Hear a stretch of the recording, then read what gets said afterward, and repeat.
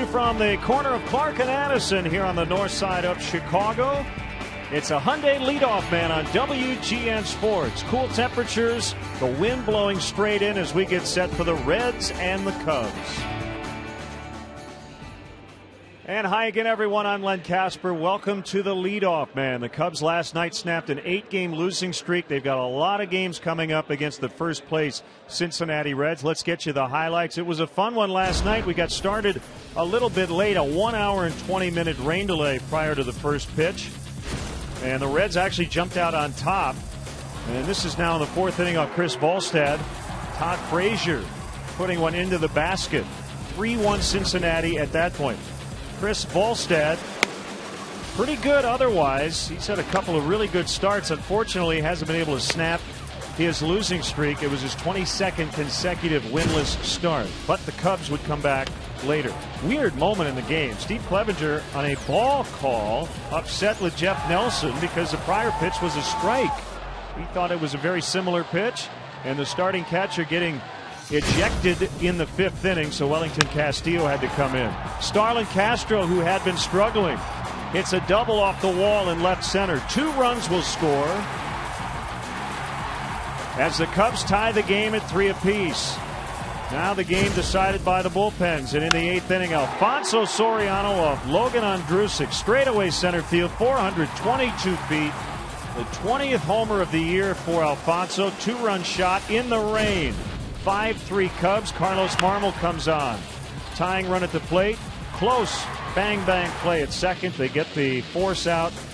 Cubs win as they snap their 8-game losing streak. They've been a lot better here at Wrigley Field than they've been on the road. 28-24 at Wrigley, just 16-42 on the road.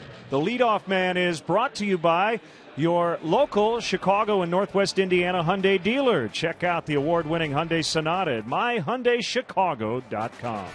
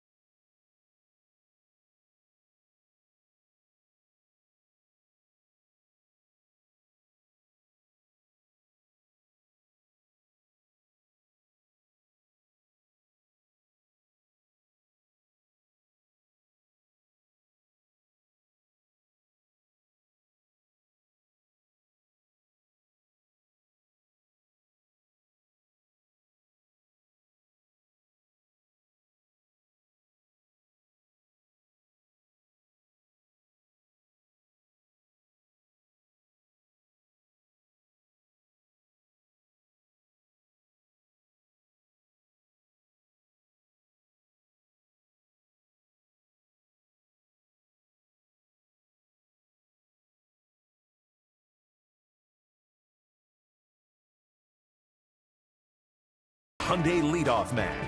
Brought to you by your Chicago and Northwest Indiana Hyundai dealers. Check out the award-winning Hyundai Sonata at myhyundaichicago.com. Well, it's been a transition year. The roster has changed a lot over the last couple of weeks. The Cubs have 52 games to go. Let's hear from the manager on really looking at some of these young ball players and how they handle themselves here in the big leagues. Well, yeah, it's important for everybody to, especially the young guys, to understand, kind of like what we said yesterday about, Samardzija, about talking about, guys having to, show what they're made of in these times, and down the stretch here, because if it's tough times or not, you have to be able to show the ability to handle adversity and all those kind of things, because that's part of the whole maturing and the evaluation that we're going to be doing too, is evaluation of the character of the people as well as the talent that we have. That's Dale Swain coming up. We'll go first to third as we take a look around the bigs.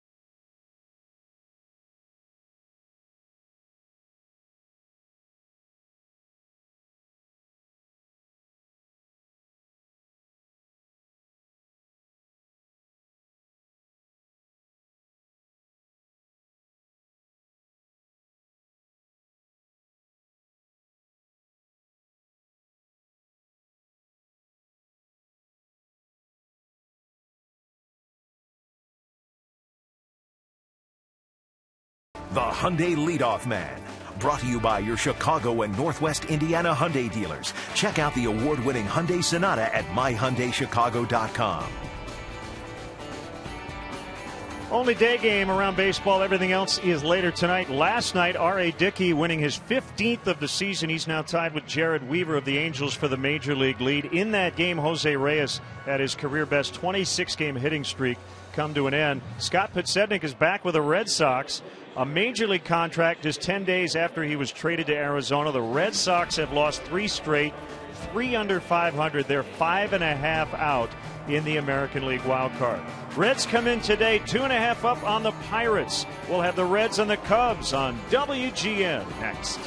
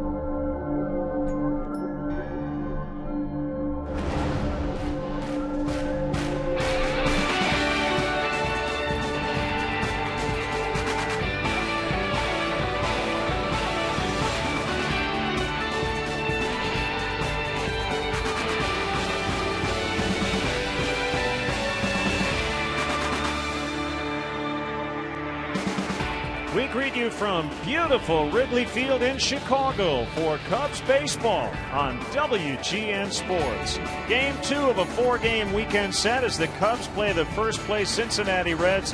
And we welcome Cub fans from all over the country watching on WGN America, America's home for baseball. Hi again, everyone. Bob Brenly and Len Casper with you. The Cubs were able to snap an 8-game losing streak last night. They've got a lot of kids on the lineup, but it was the old veteran who hit the game winner. You know, Len, a lot of our attention is focused on the young kids and the future of this organization, but you cannot look Alfonso Soriano. You can't overlook this guy. Joining Andre Dawson is the only 2 Cubs to homer 20 times or more in their first 6 seasons, and the third active player with 11 consecutive 20-homer seasons. What an accomplishment. I think they're going to hang a sign when the Cubs walk into their clubhouse. It says Land of Opportunity, and Justin Germano's finding that out. Yeah, we've dubbed him the crafty right-hander. That's usually a term you say for a left-handed pitcher who doesn't throw hard. Germano does not throw hard. His fastball sits in the mid-80s, but he mixes in his breaking pitches and his changeup. He's been very effective, pitched well against the Dodgers last time out. Homer Bailey will go for the Reds. A lot of potential for many years. He's really putting it together this year. 8 innings, 5 times. Yeah, real good numbers on the road this season. He was a candidate for Pitcher of the Month in July. In 6 starts, he was a perfect 4-0. One of just 5 starters the Reds have used all season. Now down to the field for our national anthem. Join Michael McDermott as he honors America with our national anthem.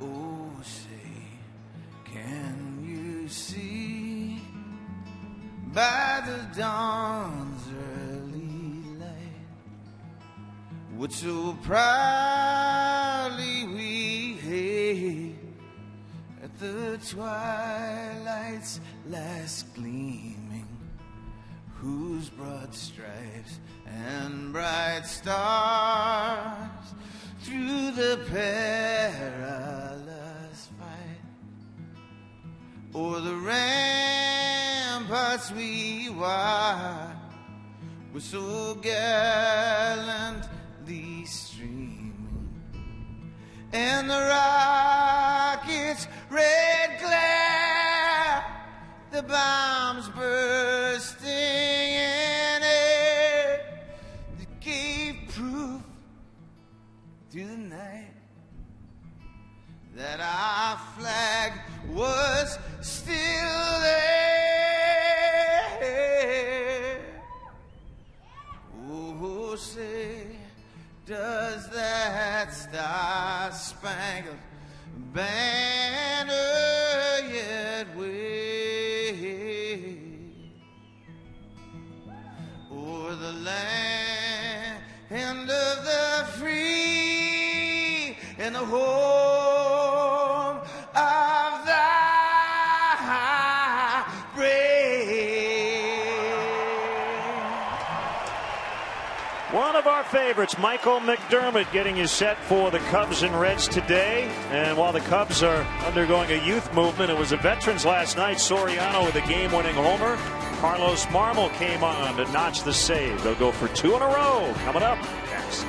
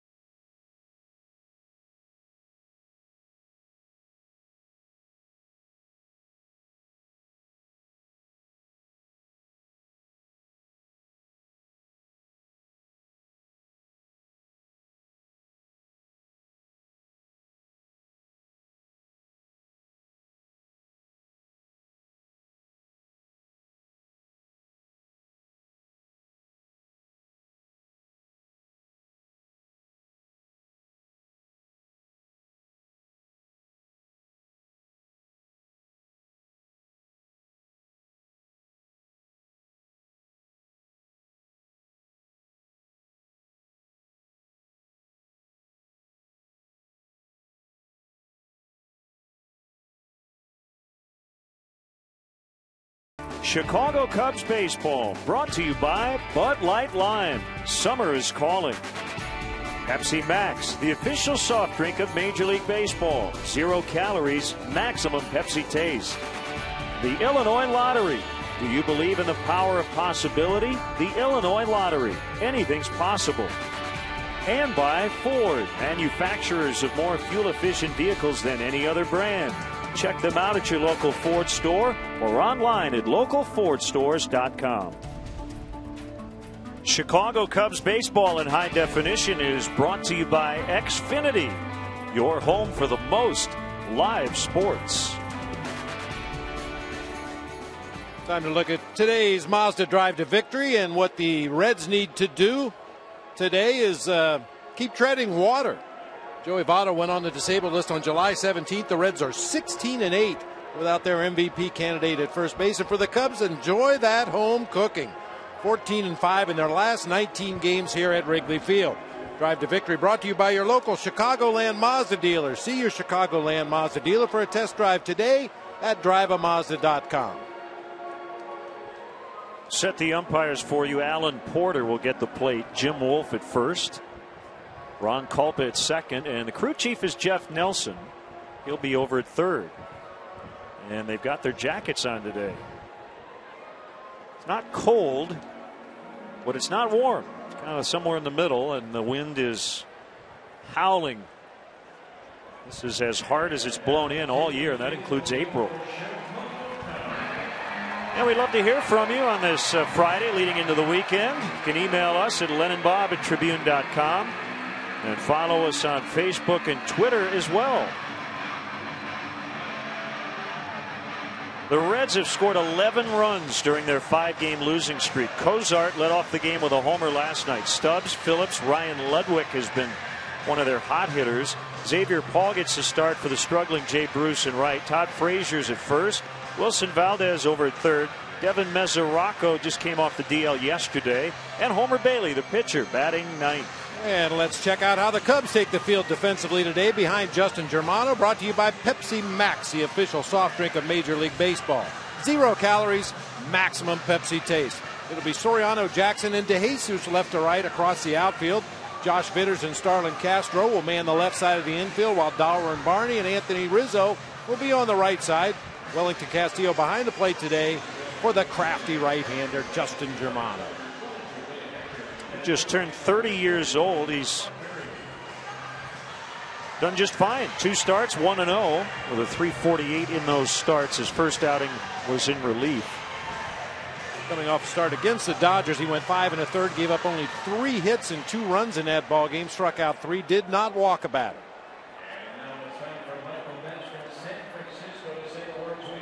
He's trying to follow up back-to-back quality starts by Jeff Samardzija and Chris Volstad.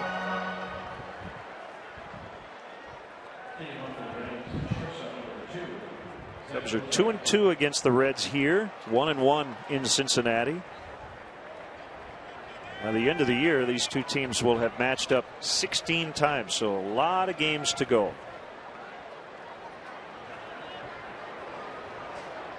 Germano is actually a former Cincinnati Red.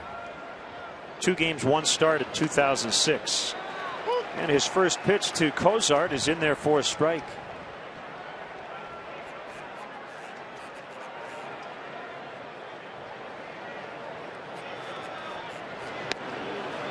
Oh, 1 sinker, comes back and catches the outside corner.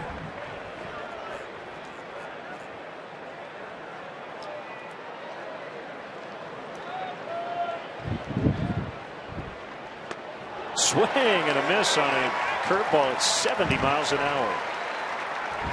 Probably heard that gust of wind on our microphones. Northeast wind at 24 miles an hour. 70 degrees. Feels pretty good. Pretty comfortable, a little breezy. Right-handed pull hitters are not going to like the weather here at Wrigley at all today.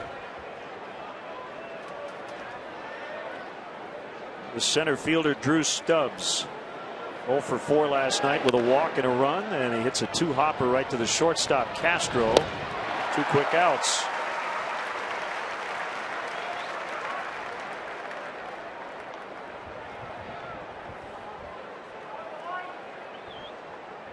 Well, you said it. There's nothing above average about any of the pitches Justin Germano throws, but if he hits his spots, he definitely knows how to pitch. Yep. Add a little, take a little off, work the corners of the plate with some movement. He'll throw that breaking pitch at a variety of different speeds. He needs to stay out of the middle of the plate. Of course, you can say that about just about every pitcher at the major league level. I need to talk to Germano over the past couple of weeks. And he's 30 years old.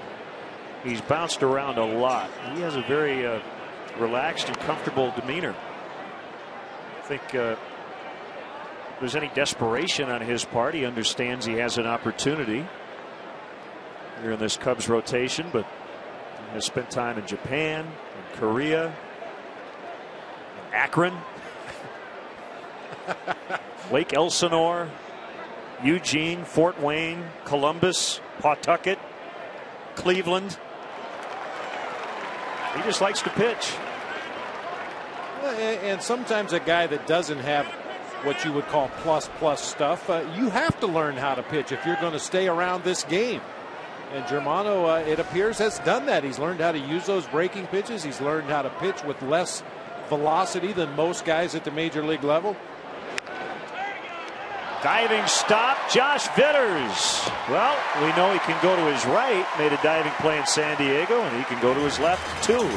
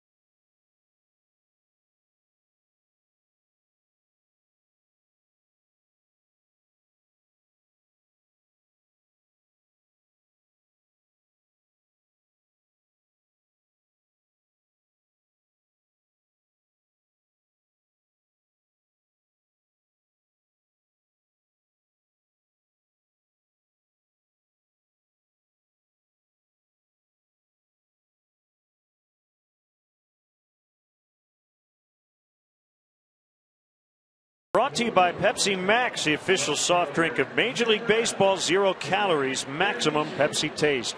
De Jesus, Barney, and Rizzo 1 through 3. Soriano, Castro, and Vitters in the middle. You see 10 rookies currently on the roster. The Cubs have used 15 this season. Brett Jackson, another rookie. Castillo, the catcher, and Germano, the pitcher. Take a quick look at the Reds defensively here this afternoon. Ryan Ludwig, Drew Stubbs, Xavier Paul left to right across the outfield for the Reds. Wilson Valdez at third base. Zach Cozart, Brandon Phillips make up the double play combo up the middle. Todd Frazier today filling in for Joey Votto at first base. Devin Mesoraco, as Len mentioned, just off the disabled list with concussion. He'll be doing the catching for the right-hander from LaGrange, Texas. Rumor spreading around. Homer Bailey. We've often had fun with his nickname, Homer, as a pitcher, but he's put it together over the past couple of years. Seeing David DeJesus. And a first pitch strike. Third start against the Cubs this year. His first start and win against the Cubs was the 10,000th victory in the Reds franchise history earlier this season. In case you're wondering, David is Homer's given name. Named Homer after his great grandfather, David DeWitt Bailey. With this start today, number 23 on the year, that'll be a new career high. Made 22 last year when he won 9 games. Already surpassed his career high at this level in innings pitched. Just off the outside corner. Bailey with a little more velocity than Justin Germano, but the same style of pitcher. Tries to move the ball around the corners of the strike zone, mix in some breaking pitches and change ups, keep hitters off balance. He's not going to overpower anybody. Now 3-1.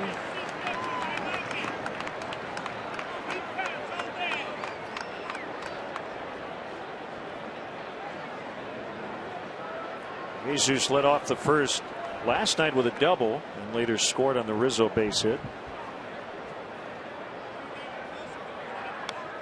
Right down the middle at 93 and a full count. That's the curse of a leadoff hitter. You're expected to take a lot of pitches, see as many as you can, especially in that first at bat of the ball game. Most 3-1 counts, hitters are coming out of their shoes swinging at that fastball in the middle of the plate. David takes it. That glances off the glove of Valdez and into left.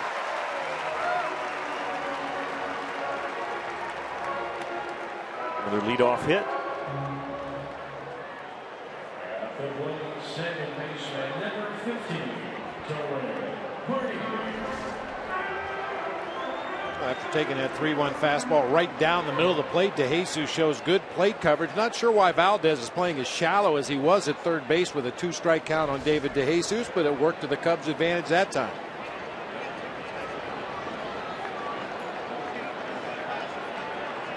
Well, the second baseman, Darwin Barney.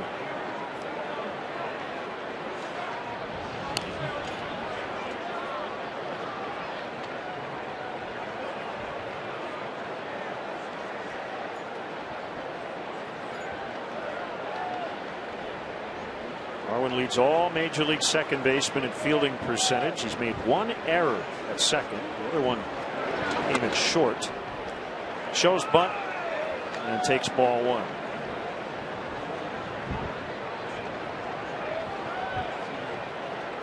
Pat Listash giving the signs down at third. Dave McKay across the diamond over at first. Paperweights. We need paperweights.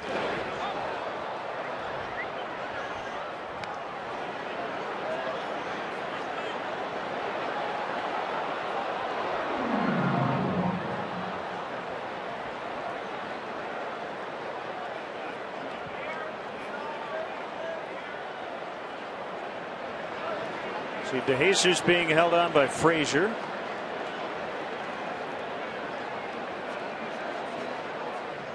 Bailey will throw over.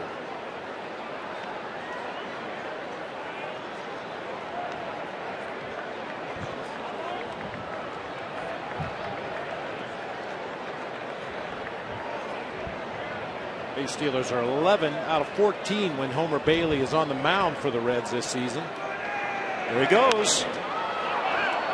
Shallow left center, could get down. It will. Booted by Drew Stubbs. I think literally kicked it. I'm not even sure if he got a glove on it.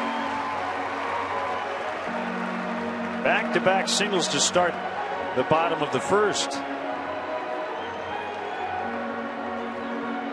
He couldn't throw it out there any better than that. A little looping pop-up in that Bermuda Triangle between the shortstop, left fielder, and center fielder. Wind pushing it back toward the infield. Yeah, you're right, Stubbs got a glove out there, but it looked like that ball hit him in the leg or the foot. Deflects it farther over into left field. DeJesus on the move with the pitch, had to hold up when the ball was popped in the air. He's not sure which direction to go. He knows that's going to be a tough play for anybody, but couldn't take the chance on turning the corner and heading on to third base. So 2 on, nobody out, and it's Anthony Rizzo. He has 24 RBIs. 11 of those have given the Cubs the lead, so he's got another opportunity to add to that total. Tied for second in the majors since he came up on June 26th with those go-ahead RBIs. Good take. 2-0.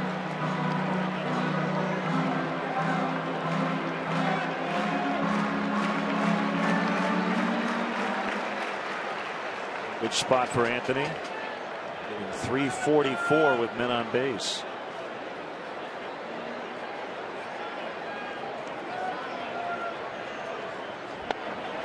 Missed again. 3-0. Soriano's on deck. Kind of interesting to watch how opposing teams go after Anthony Rizzo. Everybody's still developing a book on the young first baseman, and the Reds apparently feel like he's susceptible to pitches down and out over the plate. Everything Bailey has thrown has been low and on the outer third. All four.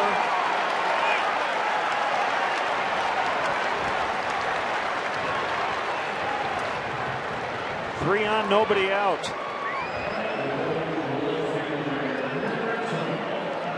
Soriano with the game-winning homer last night, the 20th of the season. So 11 consecutive 20-homer campaigns among active players. David Ortiz and Albert Pujols are the only others to join that list. Hasn't made an error in left field all year. Since mid-May, and remember, he changed his bat a little lighter. He's really been swinging it. OPS is over 900 since May 15th. That's when he hit his first home run. Reds want to turn two. They'll give up a run for a shot at a ground ball double play and a strike called.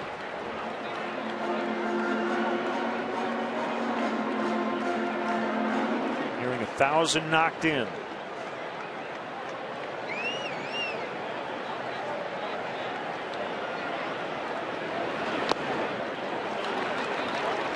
Homer Bailey has surrendered 6 of his 19 home runs this season in the first inning. Now, I mentioned before, for a right-handed pull hitter, today is going to be a little tough to get one out of here. It's going to take a line drive right near that well area in left field.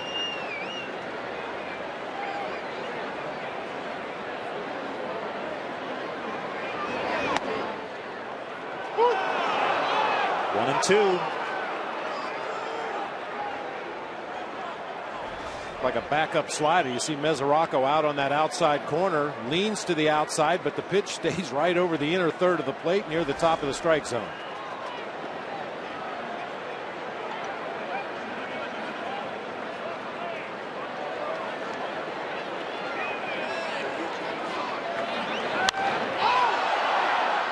Wind is going to push this ball way out of play.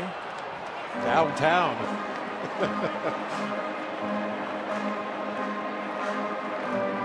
This could be a real adventure today out in right field for Xavier Paul. We talk all the time, right field at Wrigley, one of the toughest defensive positions in the major leagues. Especially on a day like today, you got the wind howling across from left to right, with the sun peeking in and out of the clouds. To short. They get one. Relay throw is going to be way late, so Soriano gets an RBI as DeJesus scores and the Cubs lead 1-0.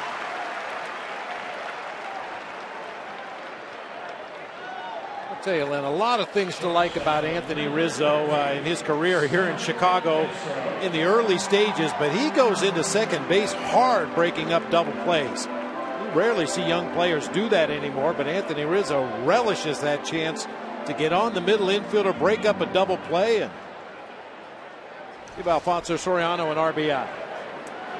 Good hard slide at the plate last night as he scored a run.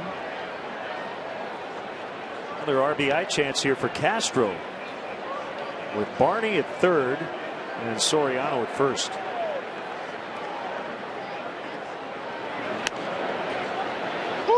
Starlin with just a couple of hits over the past week, but one of them was a game-tying 2-run double in the 6th last night. And as his manager said, it's not how many, it's when. And that was a big one.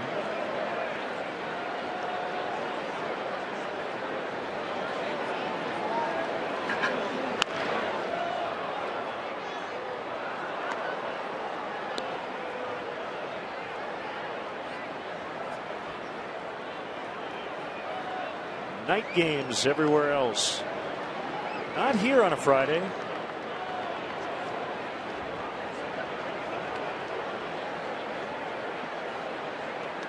There is a night game in Chicago, but that'll be on the other side of town. Rare to have both the Cubs and White Sox in the series here in Chicago. Called strike 3.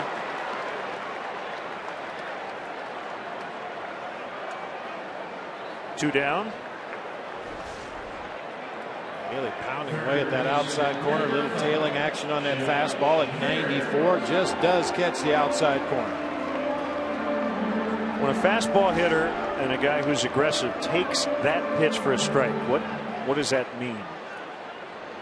It usually means you're trying to guess too much. You're thinking a little bit too much. You're behind in the count 0-2. He's probably going to waste a pitch here, so I don't want to chase a bad ball. And then he throws a very hittable fastball on the outside corner. He's trying to think a little bit too much. Josh Vitter's making his Wrigley Field debut. Third start since he was called up on Sunday. He hits a one bouncer to Valdez. Short toss over to second to force Soriano. Cubs get one and lead 1-0.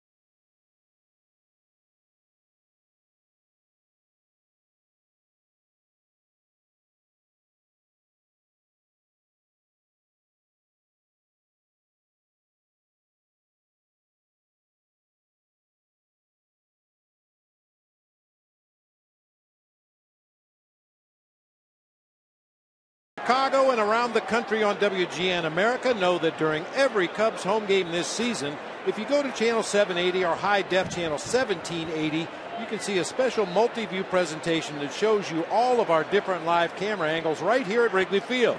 It's pretty cool. So if you want to direct the game along with Skip Ellison, give a look to AT&T UVerse channel 780 or high def channel 1780. Justin Germano working with a 1-0 lead as Ryan Ludwig lines one foul.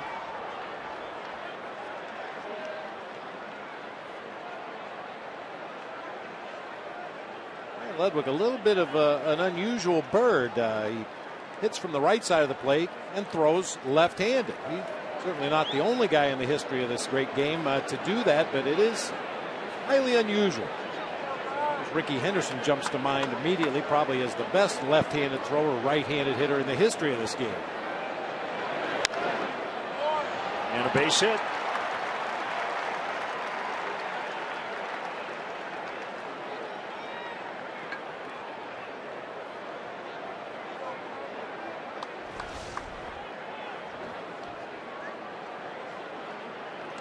Typically where a guy's going to pull one on a line drive into left and a sinker in the outside corner, but Ludwig did just that.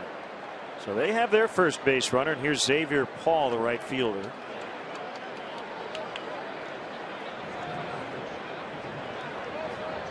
Jay Bruce is 0 for his last 12. Paul 10 for his last 23. This is his 4th start.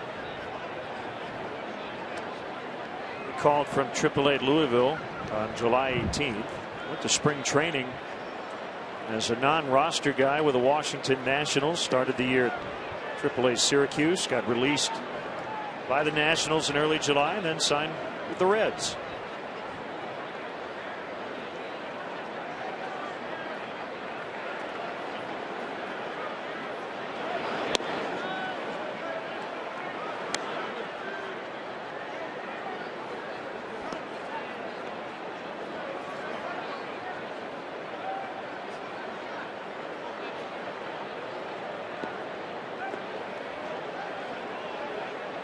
Germano made his major league debut with the Padres back in 2004. Would later pitch for them in 07 and 08. Brief stop at Cincinnati, as we mentioned, in 2006. Castro behind second, and that's out number 1. Make sure you check out our WGN Baseball blog on WGNTV.com. It's brought to you by Jeff Vukovich, nationwide agent serving the area for 33 years. Contact Jeff at jeffvuk.com. Nationwide is on your side. I have a post on the blog today about the style of play the Cubs have displayed here this season. We have game notes from Stats, much more. And make sure you check out our blog this weekend. We'll have our Stats Sunday feature up as we get you set for this Sunday's Amazing Performances segment. Little Rennie Stennett action for you. 7 hits. And then the theme of Stats Sunday this week, Bob, is that when you go to the ballpark, you're never quite sure what you're going to see. You may see something statistically that you've never seen before. Into the left field corner for Todd Frazier. Ludwig coming around. Mark Berry, the third base coach, is going to send him, and he will score to tie the game.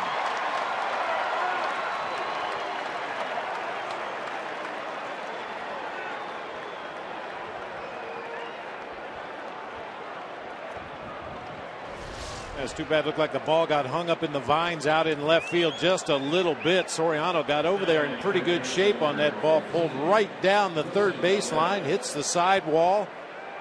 Tried to cut it off before it got to the vines, but it did creep up in and out of the ivy. By the time Soriano was able to get it back in, Ludwig comes all the way around from first base to score.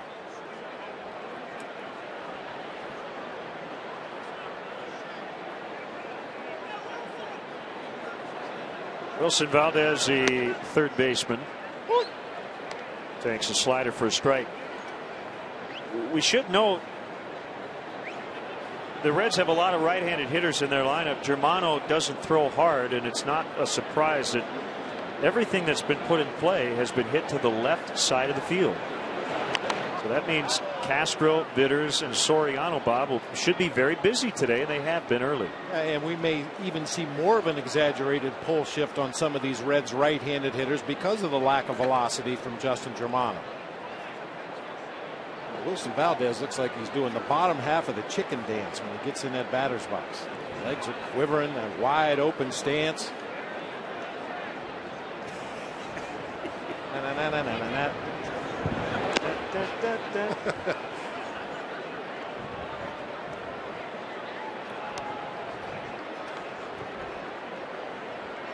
You combine Wilson Valdez's lower half with Kevin Youkilis' upper half, you'd have some kind of a dance step there.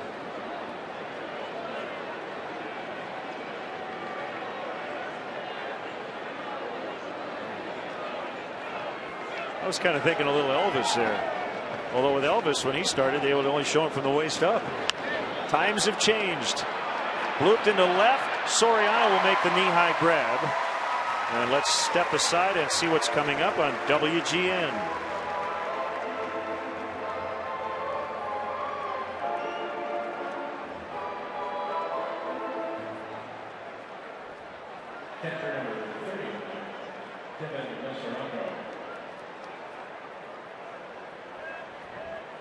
Tying run in, 2 outs in the inning, and it's Devin Mesoraco, the Cincinnati catcher.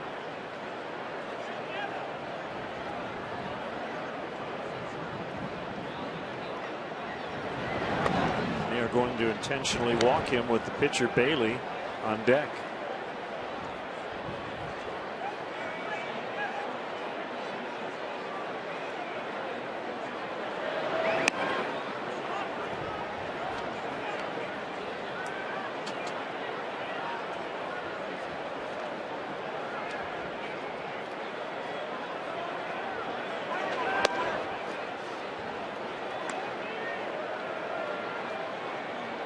Perhaps with a different pitcher on the mound, you might choose to go after the number 8 hitter, even with Homer Bailey on deck. But Germano, not really a swing and miss kind of pitcher. Chances are opposing hitters are going to put the ball in play against him, and with a runner in scoring position and 2 outs, you just don't want to run that risk.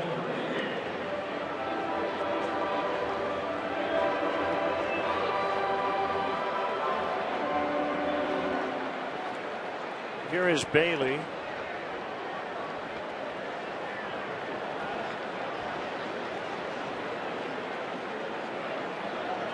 .75 in his career. Last year he hit .282.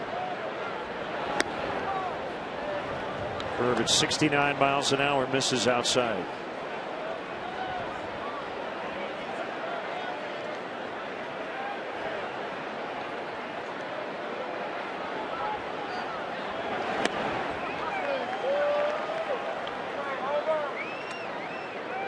About the best fastball you'll see from Justin Germano, 87 miles per hour with a little bit of downward movement to the right-handed hitting Homer Bailey.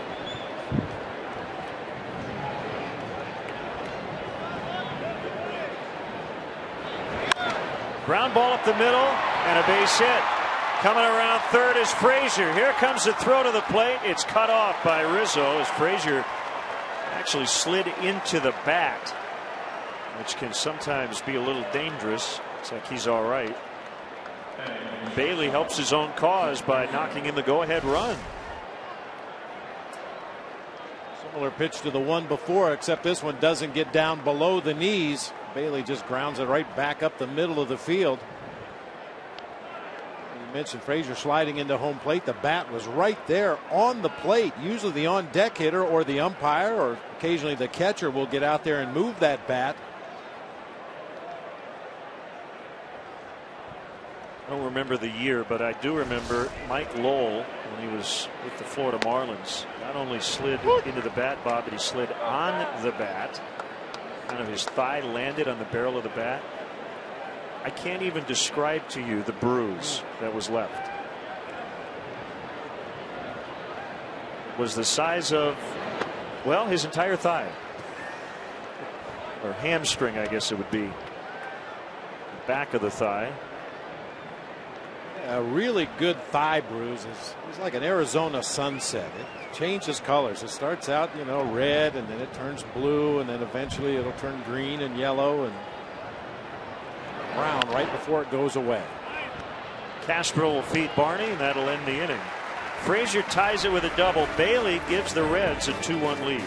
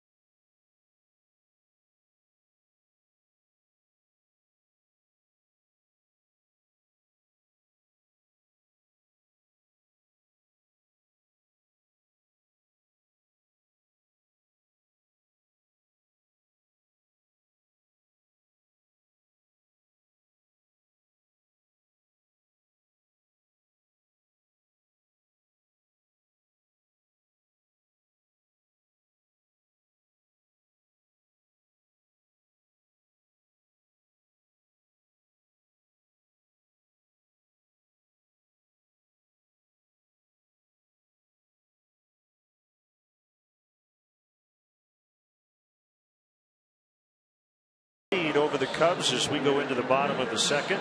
And it's great to have with us Chicago Public Schools CEO J.C. Brizard, as it's Bob's favorite time of the year.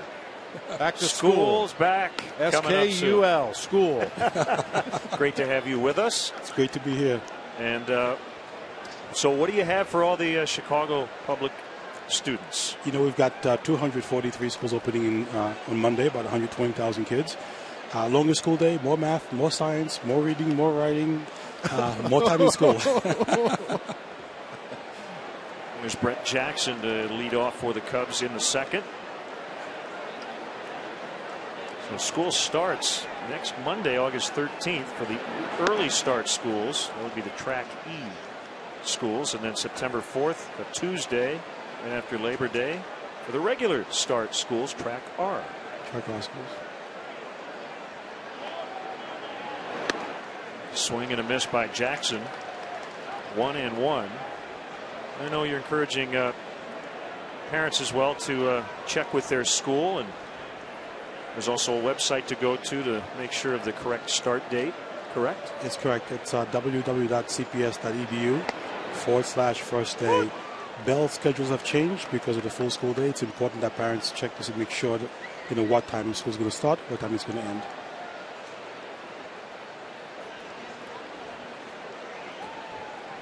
For all you kids out there, you can still come to the ballpark in the daytime when school starts, but you may get here in the 6th or the 7th. Not at 1:20. Exactly. But you know, first day, a culture sets. You know, as a teacher, I can tell you there's a culture that's set day one. It's important that kids be there first day. Last year, we had the highest attendance ever in our history. We aim to beat that this year. Called strike 3. So Jackson out on a borderline pitch. 2 strikeouts for Homer Bailey. So there you have it again. School starts on Monday for Track E. For Track R, it's on September 4th. You can call 773-553-3CPS. And that is the back to school hotline. You got to throw out a first pitch today as well. Come up and hang in the booth. You know, it's the first pitch stuff is nerve-wracking. Looks a lot easier on TV. You know, we get letters up here in the booth all season long from teachers all around the country, but especially here in the state of Illinois and the city of Chicago, that incorporate baseball statistics into their teaching at school. I think that's a wonderful thing to take advantage of the students' interest that's already there. Yes. But yet they're learning something about the subject that they're studying. Oh, absolutely. And as a former physics teacher, I did a lot of baseball in my classes. There's the 0-2 on Castillo. It's in the dirt. Pressed into duty in the middle of the game last night, and Steve Clevenger was ejected arguing balls and strikes.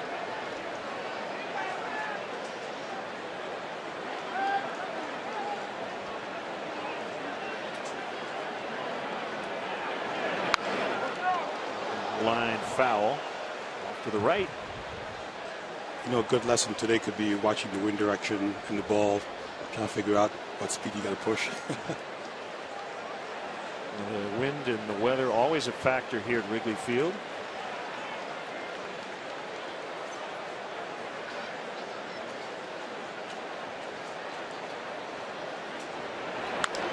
And that one tapped foul. We do a segment on Sundays on WGN Stats Sunday. We incorporate a lot of math, and usually my partner brings in all the equations.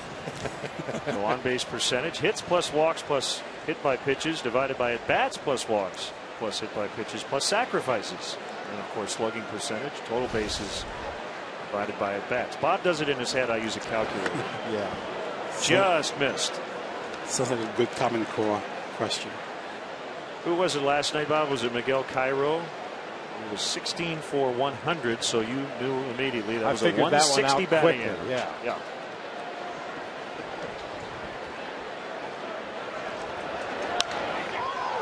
In the air, and it'll be Drew Stubbs in center. Again, early start schools begin Monday, August 13th. That's next week. Regular start schools Tuesday, September 4th. Chicago Public Schools CEO J.C. Brazard. Thanks for stopping by today. We appreciate it. Have a great school year. Okay. Thank you. Real treat. Thank you. Good luck. Thanks for stopping by. 2 outs, and here's the pitcher Germano.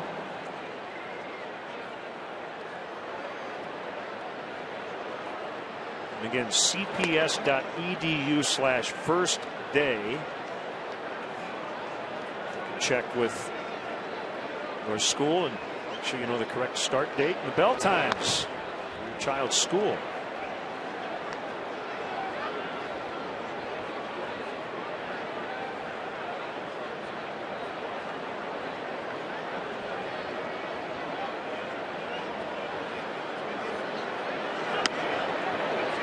Oh, 2-1.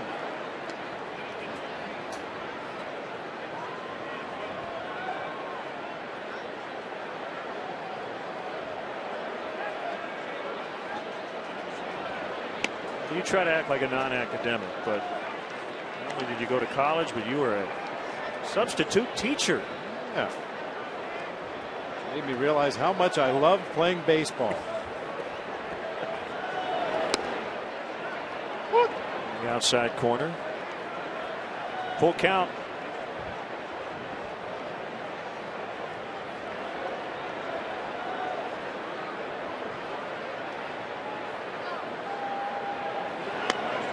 Swing and a miss to end the inning. I'll be back with Professor Brenly in a moment.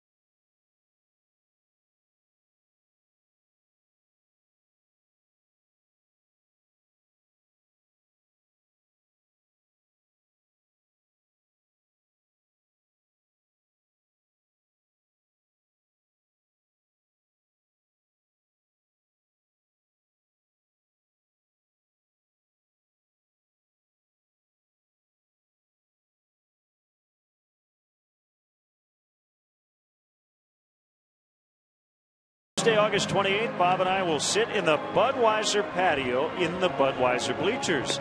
Would you like to join us? Just send in a postcard with your name, age, address, email, and phone number to WGN-TV Budweiser Patio with Len and Bob, 2501 West Bradley Place, Chicago, Illinois, 60618. One lucky winner will get to bring 3 guests, and you can sit in the Budweiser patio and get to hang with us in the patio for an inning. For more info, go to WGNTV.com/contests. Probably won't need our shades. It's going to be a night game, right? The 28th. Yeah, we may have them on for the first couple early, of minutes. Yeah, maybe early in the game. We're too cool for school, right? Pun intended. Stubbs, Phillips, and Ludwig against Justin Germano, 2-1 Reds. This is a 4-game set, and Cubs and Reds will do the same at Cincinnati next weekend, although it'll be over 3 days, not 4. In the middle of that series, we'll have a day-night doubleheader because of a rainout earlier this season. Quickly, 2 strikes.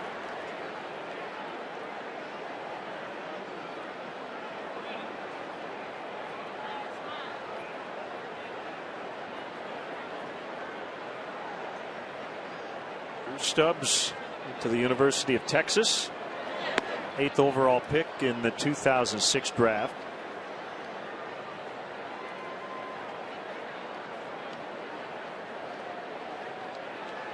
Strike out a bunch last year, 205 times, 3rd most ever in a single season.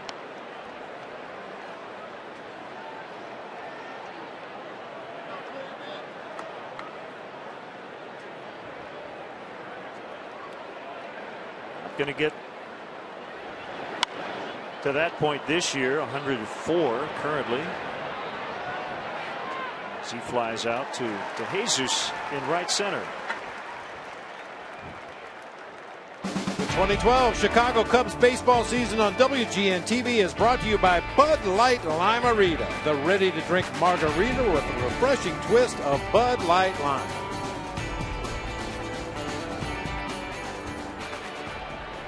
Now Brandon Phillips retired on an excellent play by Josh Vitters back in the 1st inning.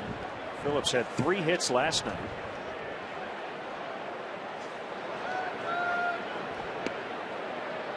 None of his teammates could knock him in. Brandon Phillips, 2 of those hits came to the opposite field. One a line drive gapper to right center, and then another one he just kind of flipped over the head of Anthony Rizzo out into right field for a soft single. It's not an approach we're used to seeing from Brandon Phillips. We're more used to seeing that last swing. He tries to hit the ball hard regardless of field conditions. With the wind blowing in today, doesn't figure to be able to hit one out of here, but still takes a big cut.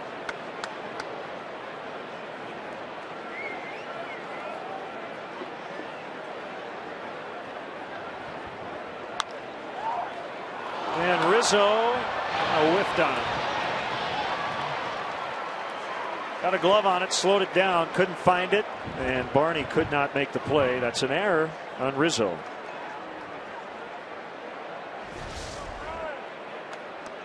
Once again, that opposite field approach by Brandon Phillips on a short hop right at the feet of Anthony Rizzo. He was drawn in to protect against a bunt, just couldn't corral it. We talked about Phillips last night coming off a calf injury, missed 5 games, but he looks to be 100% plus on the bases in this series. He's been running very aggressively, working for big leads, taking extra bases.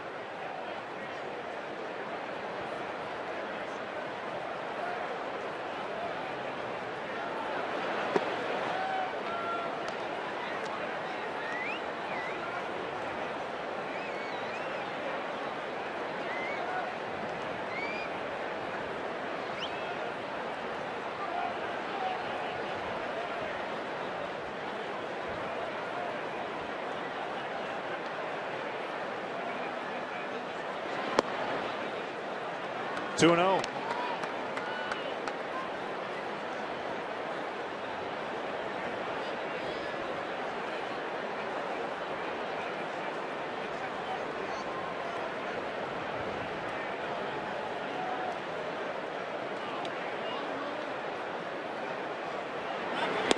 Swing and a miss on a curveball. There really is no such thing as a predictable count with Justin Germano on the mound. Generally a 2-0 count, you're going to get a fastball. That time he rolled a curveball up there on the outer third of the plate with a lot of downward movement to get the swinging strike.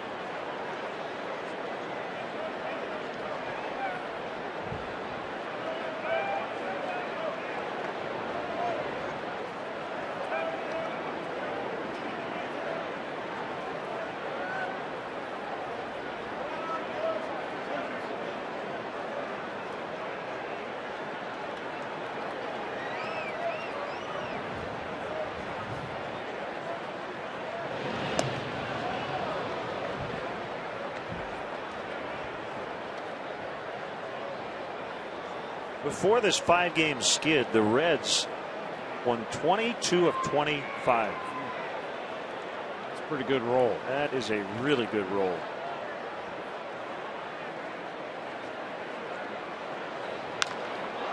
That one crushed out into deep center. Brett Jackson back on it. No play. Wow. It's in the first row as Ludwig kept it under the wind for a line shot 2-run homer.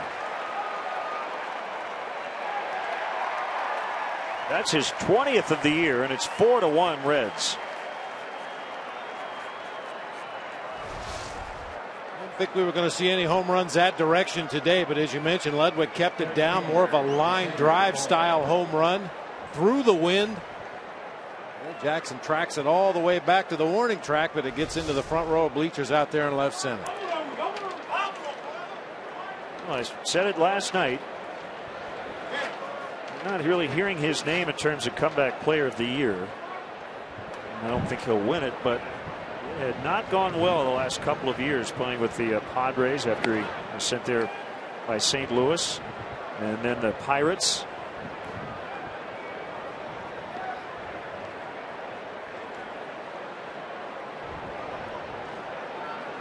$20 homers for Ludwig.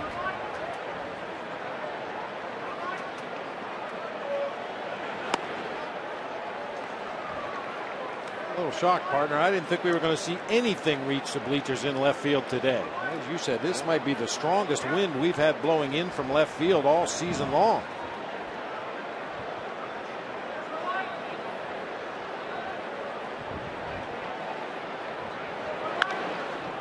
Ball hit hard on the ground by Paul.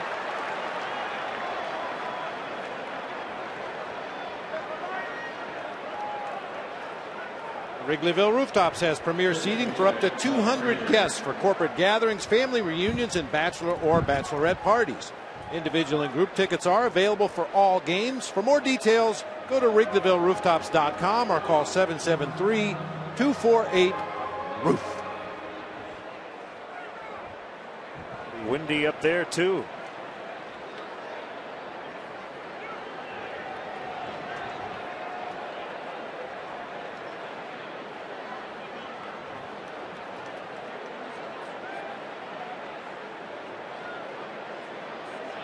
There's been one of those days. It feels fall-like. It's only August 10th.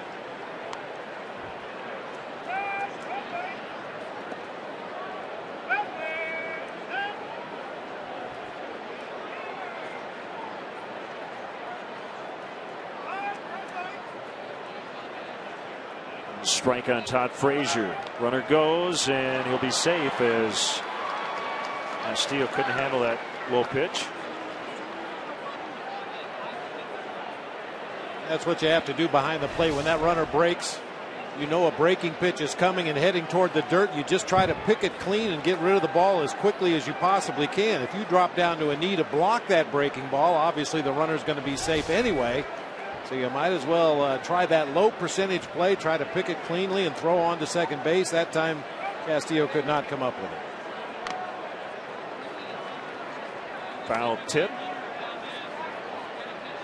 1-2.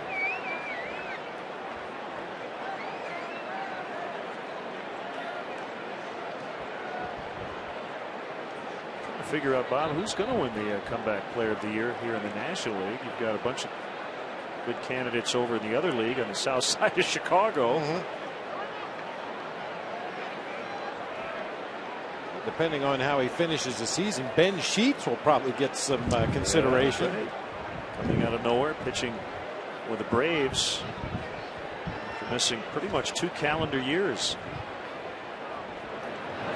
Swing and a miss, got him to chase, and that's the second out.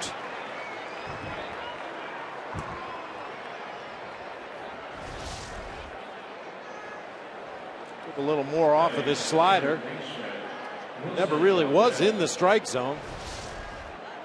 Gets a swing and a miss from a dangerous Todd Frazier. Another question, you get to the comeback player. Is it coming back from a bad performance or just injury? I mean, Buster Posey ended up missing, the final 4 months. Having a terrific year.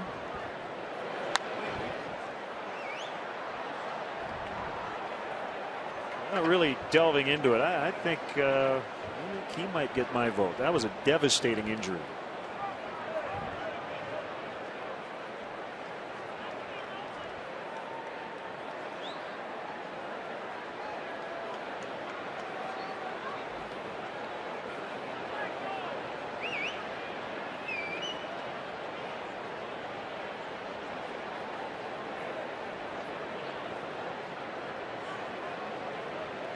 Romano wants to chat with his catcher Castillo.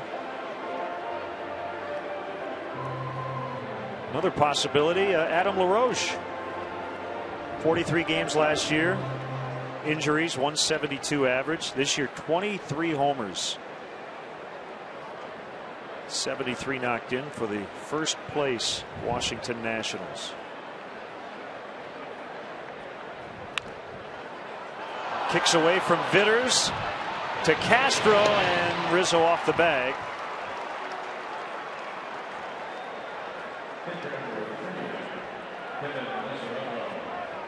Cubs not helping out their pitcher here in the third inning. It's kind of an in-between hop.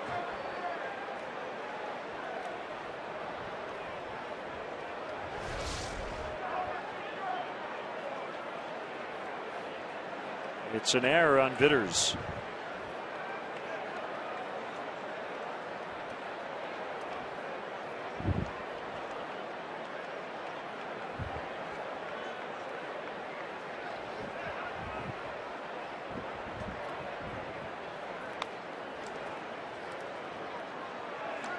It's a hard thing to do as a defender, Len, but you have to assume that every time a pitch is delivered, it's going to be hit to you. And if you take that mental approach defensively, chances are you're not going to get caught by surprise. Now, that was a very hard hit ball off the bat of Wilson Valdez, much like the one that Brandon Phillips hit to Anthony Rizzo at first base. But if in your mind you think every ball is coming my direction, a better chance you'll react more quickly when that ball does come your way. Cornermen have each committed an error in this inning. Rizzo and now Vitters.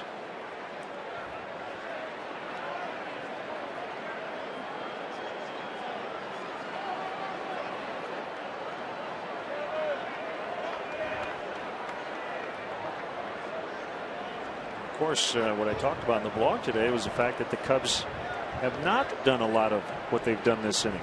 Beat themselves.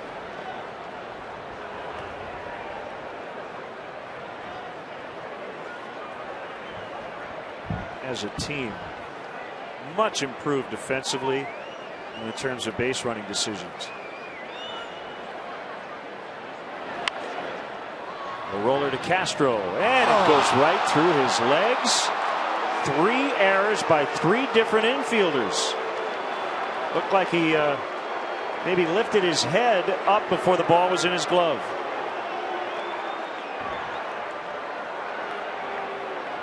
So a run scores, and it's 5-1. I was looking at his target for that shovel toss rather than tracking the ball all the way into his glove. Footwork was good. Rhythm was good. Got to catch the ball.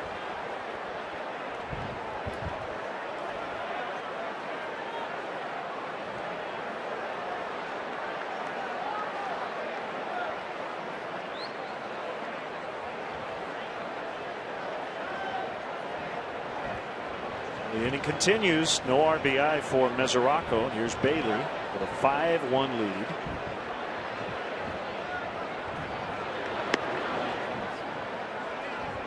Well, let's look at one of the better defensive plays we've seen in a long time. Our AT&T UVerse replay last night. Devin Mesoraco using the little nook right next to the Cubs dugout.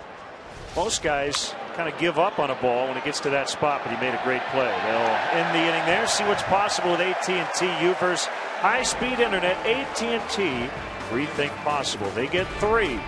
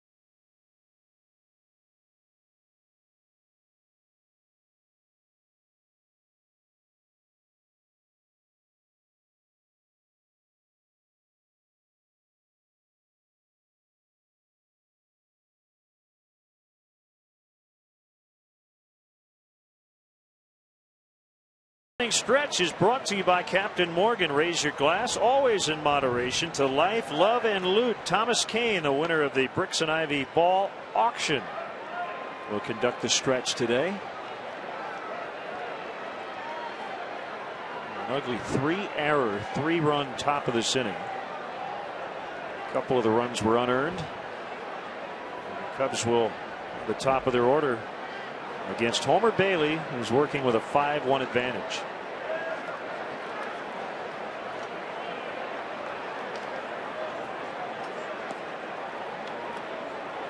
This is one of the best Reds pitching staffs they've had in a while, and it's not easy to have a solid pitching staff considering they play half their games in a bandbox in Cincinnati.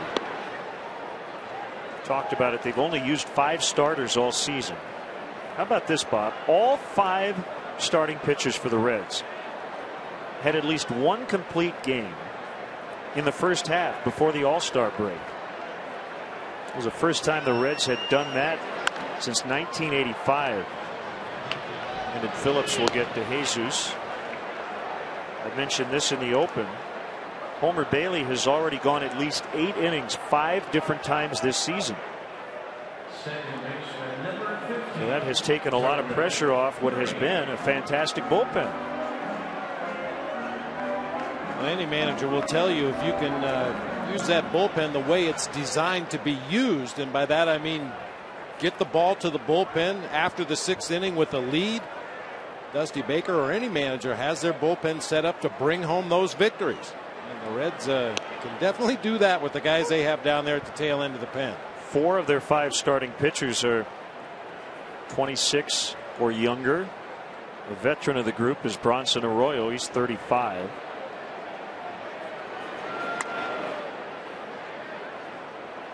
We've got a bunch of guys getting into the prime of their career.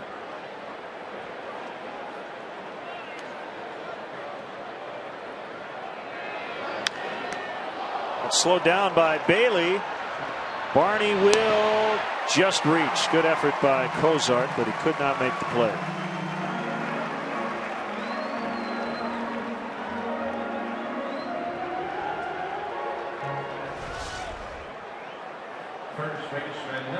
Ball hit like a bullet right back toward the glove of Homer Bailey. He was able to slow it down just enough to give Cozart an opportunity, but Darwin Barney busting it out of that batter's box as usual, able to leg it out for an infield single.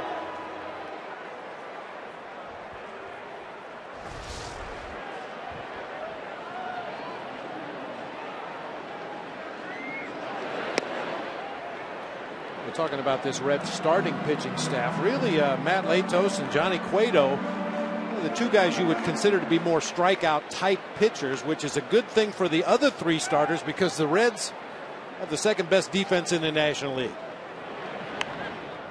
And they've got 3 pitchers in their rotation that pitch to contact and rely on the defense to make plays behind them.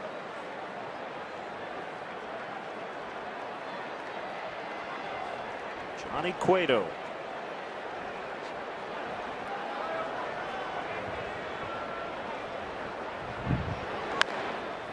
Chopper backhanded by Cozart, and the throw's going to be late. Infield hit for Rizzo.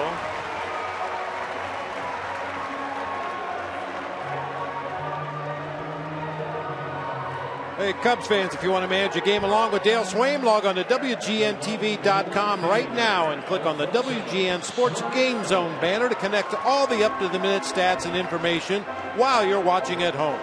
Game Zone is sponsored by The Great Escape, pools, patio sets, play sets, hot tubs, and more.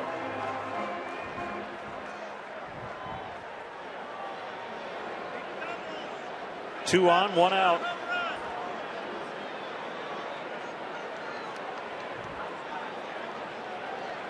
It's with 5 runs over their last 2 innings. Cubs trying to answer back.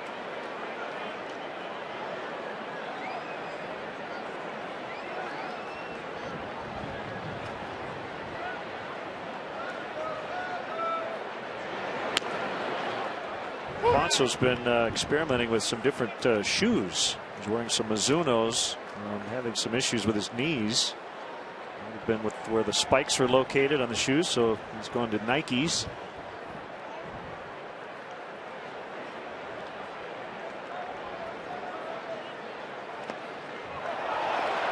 Runners will advance on a wild pitch.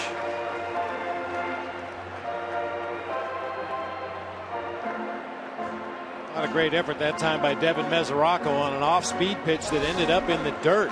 Talk about Wellington Castillo trying to pick the ball cleanly on a stolen base attempt, but you call for that off-speed pitch, there's a real good chance it's going to end up in the dirt. That time, not only did he try to backhand it, he turned his head away from the ball. Looked like he was caught by surprise, but it didn't appear to be a cross-up.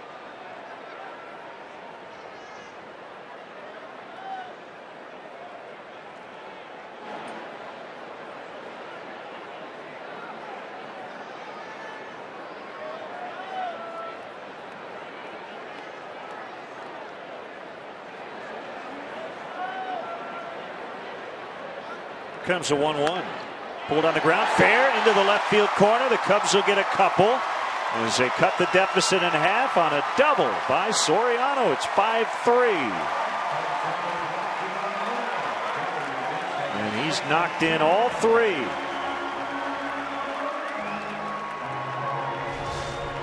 Sometimes you just got to go slug with the other team. Soriano with a topspin grounder past Valdez down into the left field corner. Going after the wild pitch by Homer Bailey. That's going to score 2.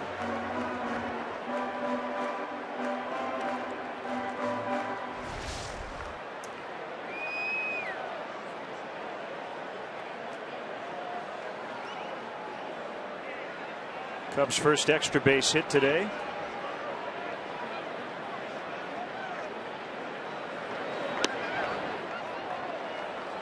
Ball 1 to Castro.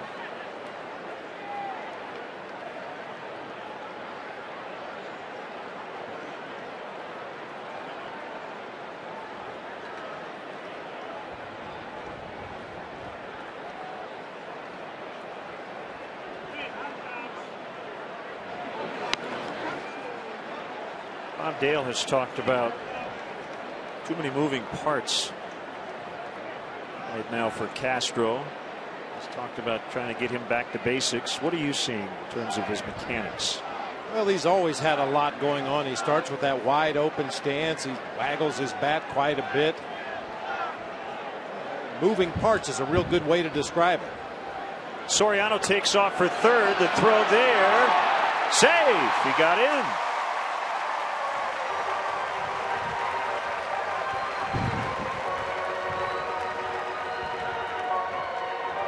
About Brandon Phillips feeling good with his legs. Alfonso Soriano apparently feeling good. That gimpy knee that really hampered him most of the first half of the season has healed, and he looks like a new man out there on the base as the head first slide past the tag of Wilson Valdez for a stolen base.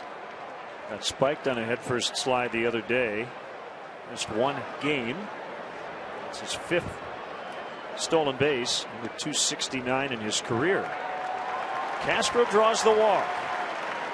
Will bring up Vitters.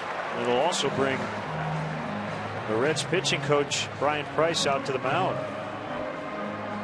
Well, and a lot of guys have moving parts in their swing at the plate, but it's so natural they don't really think about it. And when you point out, hey, you know, you've got a lot of moving parts, sometimes now you are thinking about it. Oh, my legs are open. I got a leg kick on the hands. And once you start thinking about what your body's doing as you're approaching the ball, you have very little chance of having success. Fans come out to Wrigley Field to cheer on the Cubs as they host the Reds tomorrow afternoon at 3:05. But you'll want to get here early.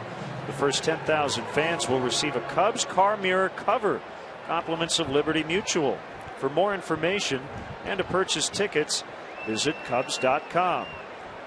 It's kind of like asking a golfer, do you inhale or exhale when you putt? Well, now the next time you putt, you're standing there. Oh, yeah, do it. Well, what am I doing? Do I inhale? Oh, jeez. You're probably not going to make the putt. And that's why players take so much batting practice. They work on repetition to get their mechanics into a place where they don't think about their mechanics anymore. They know their body is going to be in the right position. They're going to be balanced. Their hands are going to be in the right position. Their eyes are going to be in the right place.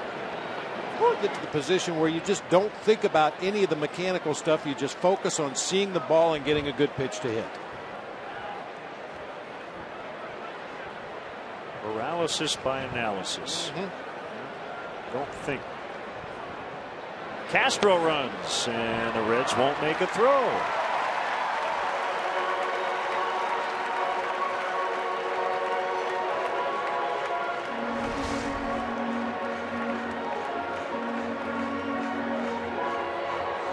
Not a great jump by Starlin Castro, but Mesoraco, either on instructions from his own bench or just by his own instincts, didn't feel like he had a good enough grip to risk the throw. Cubs have 2 in scoring position. 1-1 to Vitters. In the dirt now, 2-1.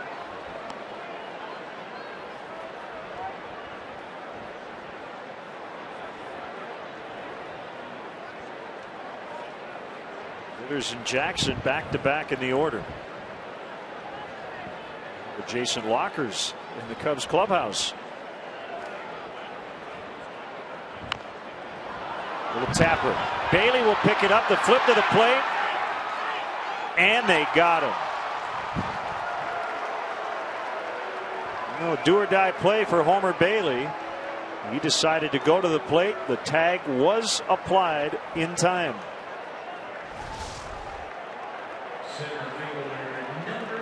Pretty nice play by Homer Bailey with the barehanded toss onto Mesoraco, who you can clearly see was up in front of the plate, was not going to allow Soriano to slide underneath him. Yeah, he never did get to the plate. Nope. Nowhere close. That's a pretty good decision by Homer Bailey from where he was on that third base side of the field to have to stop his momentum, turn and throw back to first base. I'm not so sure he would have had Josh Vitters, but has the presence of mind to shovel toss onto home plate for the out. Brett Jackson out in the left, but it's going to be caught by Ludwig. Soriano with a 2-run double. 5-3 Cincinnati.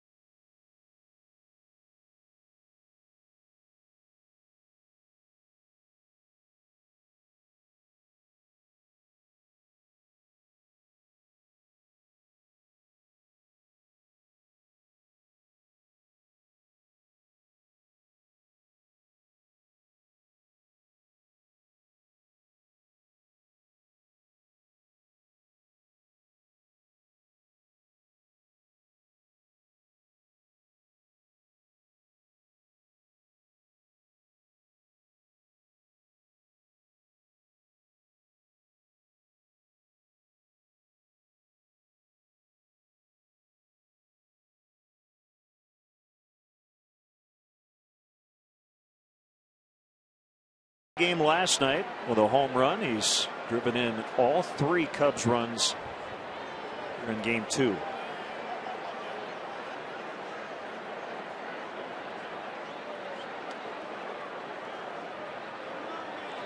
Germano back to work. Top 3 for the Reds: Cozart, Stubbs, and Phillips. Curveball in there for strike 1.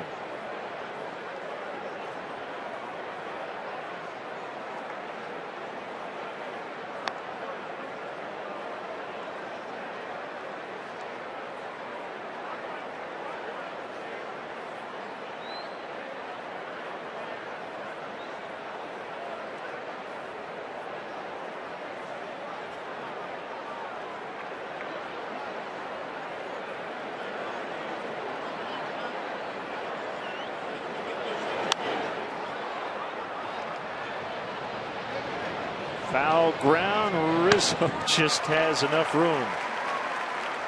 Hey fans, tickets are available for the remainder of the 2012 Cubs season, including the next series against division rivals, the Astros, beginning on Monday. To purchase tickets, visit Cubs.com, call 1-800-THE-CUBS, or visit the Wrigley Field box office.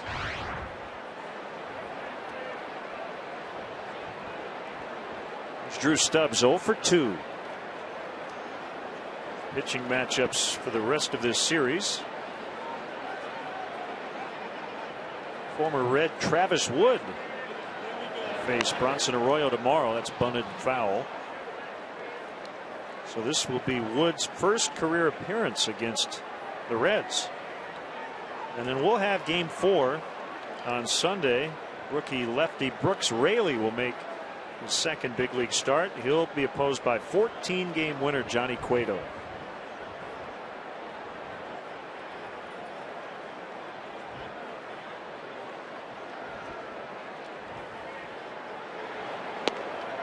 Swing and a miss, 0-2.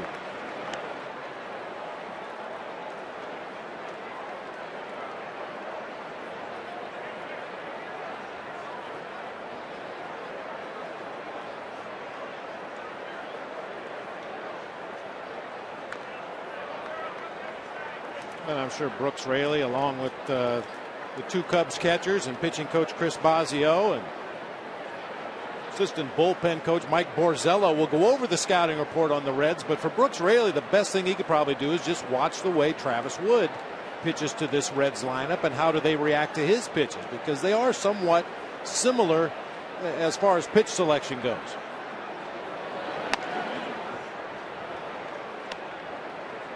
Saw Castillo getting up out of his crouch to get that high fastball there on the 0-2 count. I don't even like to mess around at the top of the strike zone with Drew Stubbs. I think he's one of the best high fastball hitters the Reds have.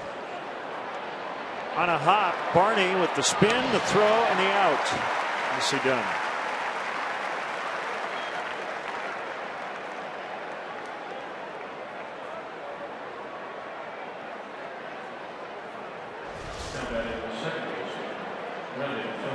Hit hard off the bat of Drew Stubbs, but you can see Barney had to move to his left to get there, shaded so far up the middle. Spins and throws in plenty of time to get the speedy Drew Stubbs.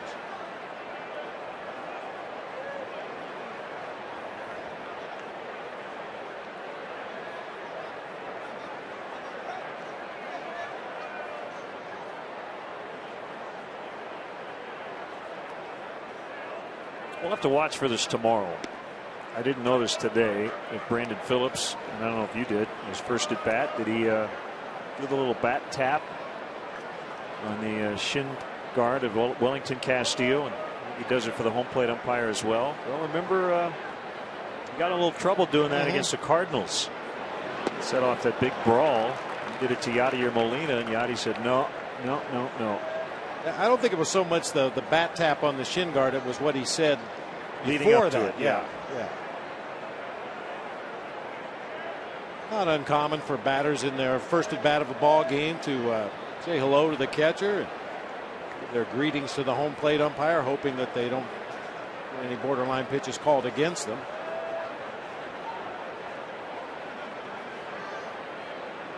Bringing an apple to your teacher. I think that Reds Cardinals rivalry is quite the same now that Tony La Russa has retired.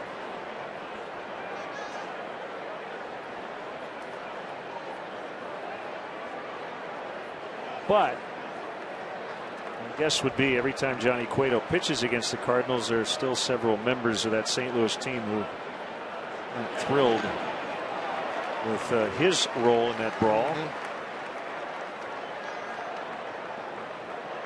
Pinned up against the backstop and ended up spiking Jason LaRue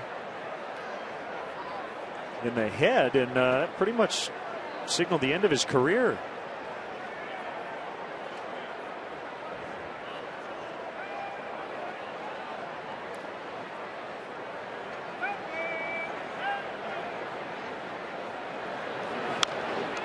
Nice play by Germano. That'll end the inning. They go 1-2-3 in the fourth, 5-3 Cincinnati.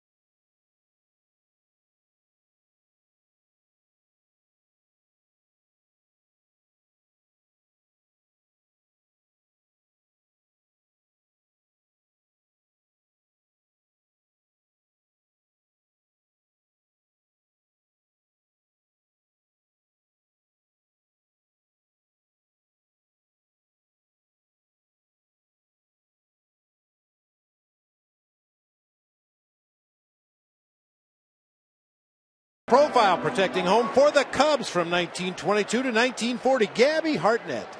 297 lifetime hitter, 231 career home runs, over 1,100 RBI, 6 All-Star games, the MVP in the National League in 1935, and was inducted into the Major League Baseball Hall of Fame in 1955. Xfinity Home offers state-of-the-art features that help you stay connected to your home and family anytime and anywhere. It's fouled back. Player manager, the 38 Chicago Cubs at age 37. Took over midway through the year, and then would be player manager 39 in 1940. Won the pennant in 38. Woonsocket, Rhode Island. Castillo pops out to Brandon Phillips. One down here in the Cub fourth. You know, Len, we saw that great catch that Devin Mesoraco made in the ball game last night. The best catch I ever made happened 38 years ago today when Joan Muskimmons agreed to marry me. Oh. Happy anniversary. Well, thank you. And as happens so many times when you're involved in the game of baseball, we're not together on our anniversary. She's down in Kodak, Tennessee, watching the Smokies tonight. And ironically enough, she's at Bass Pro Shops right now. Oh, that is ironic. When you're staying at exit 407 in Kodak, Tennessee, there aren't a lot of choices for activities. So the Bass Pro Shops is it until the Smokies play tonight. But I love you, honey. Hope you're having a great day.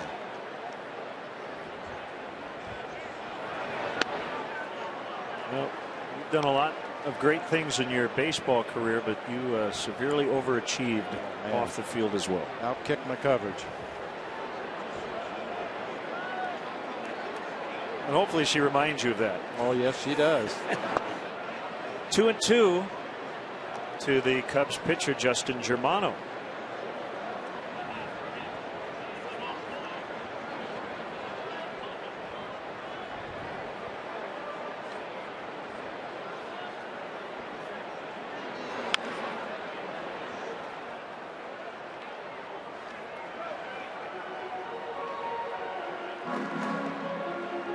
Not to belabor the point, but she put up with an awful lot throughout the minor leagues. You know, not that it's right or wrong or good or bad, but you know, a lot of these guys get married after their major league career starts. But she got in there real early before there was any money in the back pocket. And she had to do an awful lot of stuff while I was on the road playing baseball, chasing my dreams, and put her dreams on hold, and I will forever be grateful. I've told the story in the past. That one's fouled off to the right side. When I was called up from Great Falls in rookie ball to Fresno, California, in the middle of the season, we looked at the schedule, realized that the Fresno Giants were playing in San Jose. So we figured if we timed this just right, if we sleep a little bit late, get to the ballpark after the team bus leaves for San Jose, that will give us one day to get moved into an apartment, and then I'll go join the team in San Jose the next day. Well, should have slept one extra hour because we drove over to the ballpark just as the team bus was leaving. I got out of the car, grabbed my duffel bag, threw it on the bus, which I knew not a soul on the team, and left her sitting in the parking lot in Fresno, California, where she did not know a soul in the city. And that happened a couple of times throughout my minor league career, and she always managed to land on her feet, and consequently I landed on my feet, and that made my career a lot easier. Oh, that's a great story. And Germano with a really good at bat, resulting in a base hit.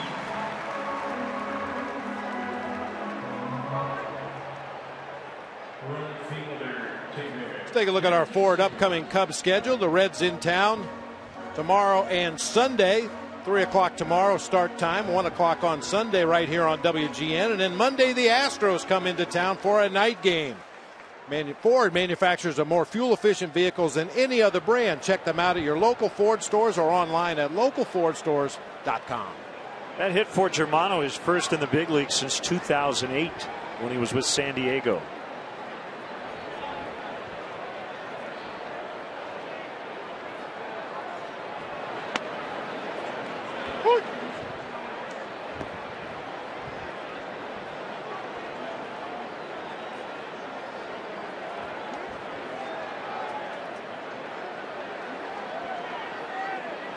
Well, I'm sure you've imparted a lot of wisdom to your son Michael, who's going through a similar experience in the minor leagues right now. Yeah. It's never easy. I mean, time consuming. In most cases, you have to work a lot harder in the off season than you do during the regular season, just so you can make enough money and afford to play another season. 1-1 to DeJesus, hit on the ground to first. Frazier, Cozart, Frazier, and that's the inning. 3-6-3. We'll head to the fifth. Reds lead by 2.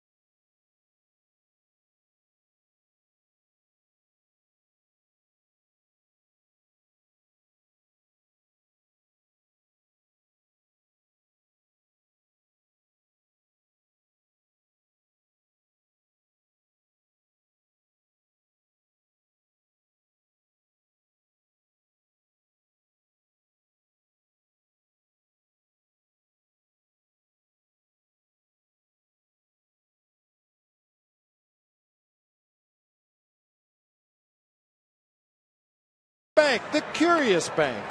Member FDIC. We want to send out happy birthday wishes to Theo Hellman, turning 14 today. Yeah. Theo's just 2 years away from having Dad buy him a car. Oh, man. Tom Otis Hellman, the Cubs clubhouse manager.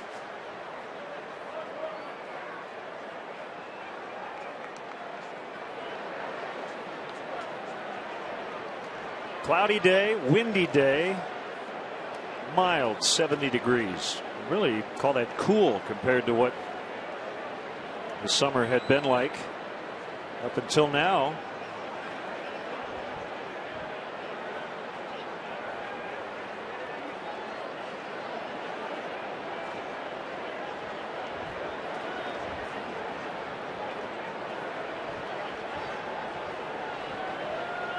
Big day already for Ludwig. Single, homer, 2 knocked in, 2 runs.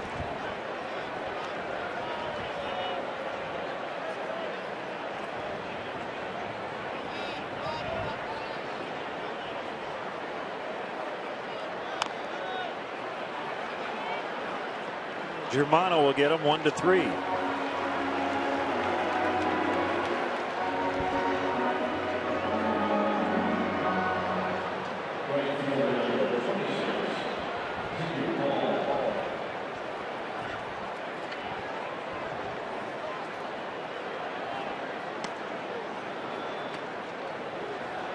Here's the right fielder, Paul.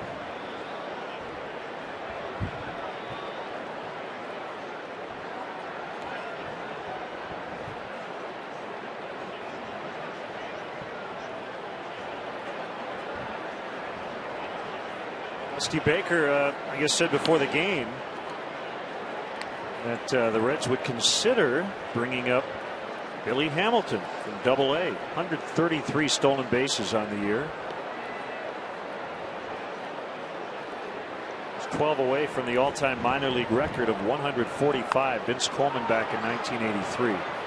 He's got 23 games to go as Castro makes a catch.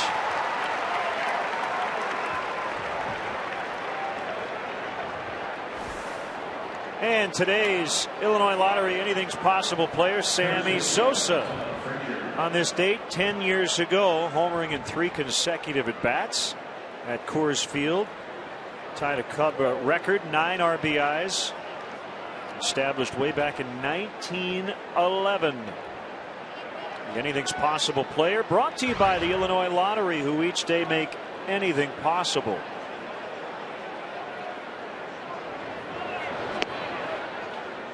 Talking about the possibility that the Reds could call up Billy Hamilton to help him out for the stretch drive. I think that'd be a great move. I mean, you think about I mean, I haven't seen Billy Hamilton play. I'm not calling him a one-tool player, but that one tool that we know he is really good at, stealing bases. It'd be a very valuable piece for the Reds in the pennant race. Got some guys in this lineup. If they would happen to reach base late in a close ball game, you could take him down for a pinch runner, let Billy Hamilton do his thing, try to get on the dish, give your team a lead, and then turn the ball over to that deadly bullpen that the Reds have. I think that would be a real good move on the part of the Cincinnati Reds.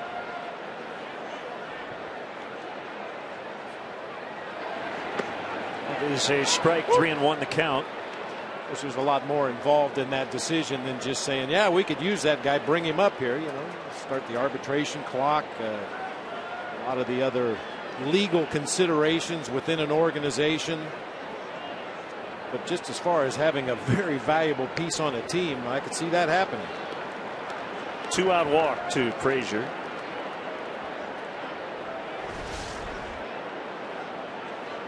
Our Xfinity pitch tracks. Will dip below the zone as Wellington Castillo received that pitch. That's that sinker you'd like to get underneath it, so when you're receiving the pitch, your glove is actually coming back up to the bottom of the strike zone rather than pushing it down below the zone. As Valdez playing third today, Scott Rowland has not yet appeared in this series, dealing with some general soreness.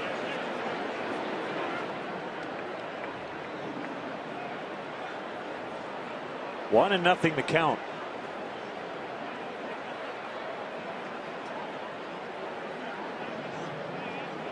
Joey Votto on the DL, coming back from knee surgery.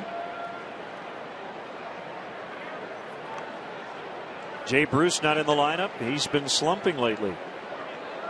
0 for his last 12. The Reds lead 5-3.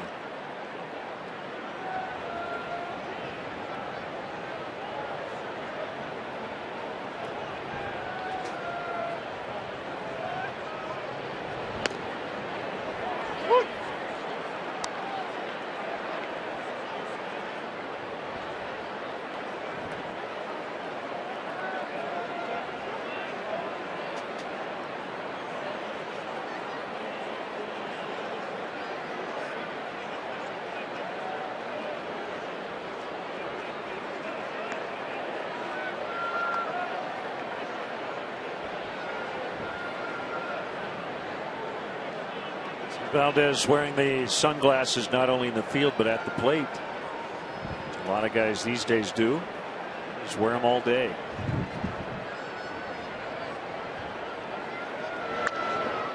And that one rolled into right. It'll send Frazier around to third. 2-out rally for the Reds after Germano got the first 2 outs relatively quickly.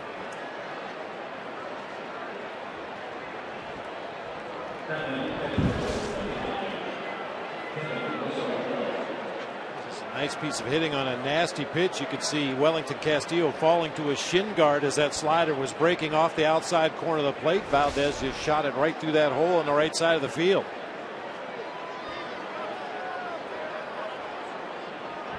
Mesoraco recently on the deal with a concussion after a home plate collision. It's the third concussion he's had going back to high school.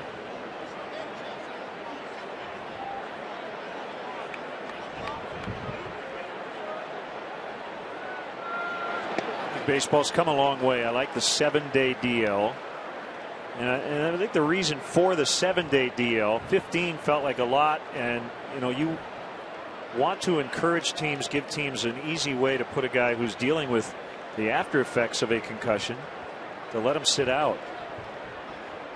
And Mesoraco talking to reporters the other day, basically saying he didn't have much of a choice, as Castillo will not make a throw. Good read by Valdez on a wild pitch.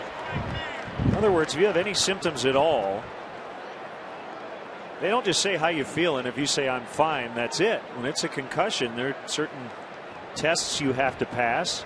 Remember when Darwin Barney got beamed recently?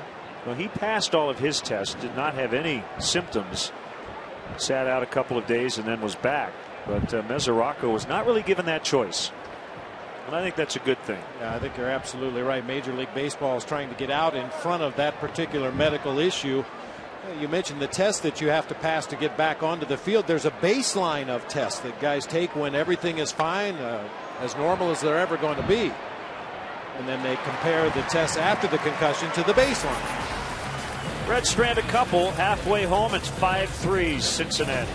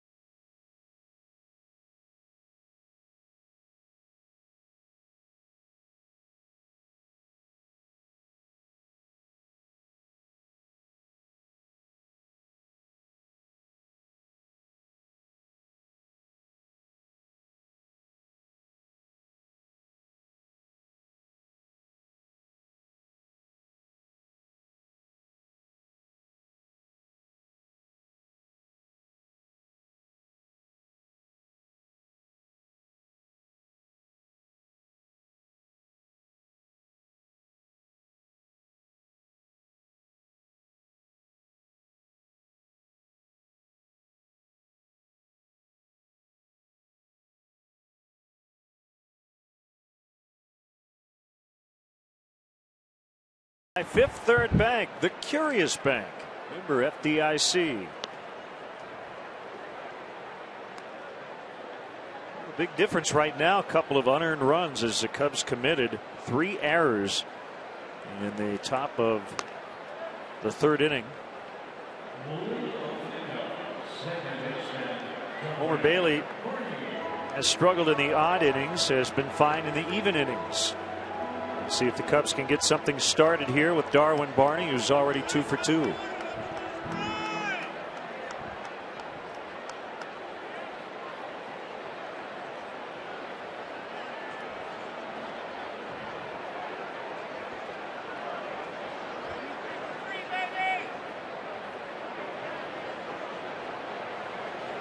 Here we go, Bailey to Barney, and a strike.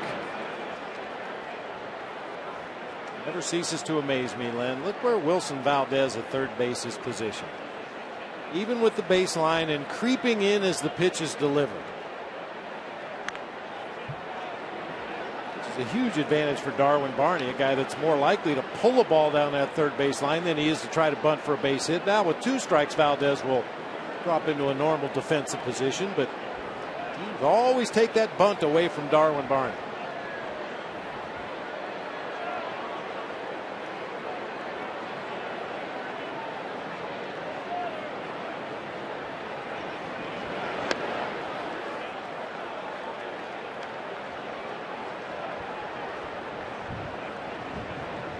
Pirates are hosting the Padres this weekend.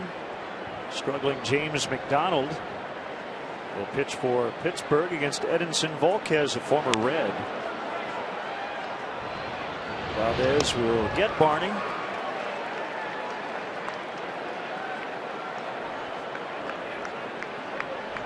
Watch the Cubs take on the Reds this Sunday at 1:20. Hey, kids, get to the ballpark early. Wake up mom and dad. Get them out here early. The first 5,000 children, 13 and younger, will receive an exclusive Chicago Cubs plush bear from Build-A-Bear Workshop. Compliments of Pepsi. For more information and to purchase tickets, visit Cubs.com. Let me emphasize once again, kids 13 and younger, get mom and dad up real early on Sunday so you can get to the ballpark. Rizzo first pitch swinging behind the bag. It'll be Frazier to Bailey.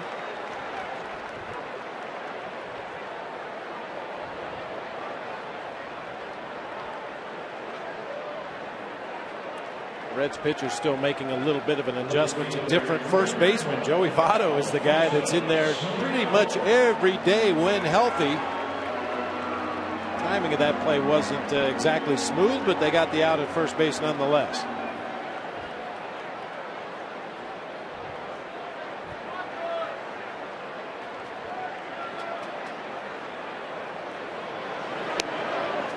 Strike to Soriano. Frazier's done most of the work at first base in the absence of Joey Votto. Wasn't sure if to take it himself or toss on to Homer Bailey. Kind of got caught in between, but they had plenty of time with Rizzo running down the first baseline. Looked like Frazier could have easily beaten Rizzo to the base.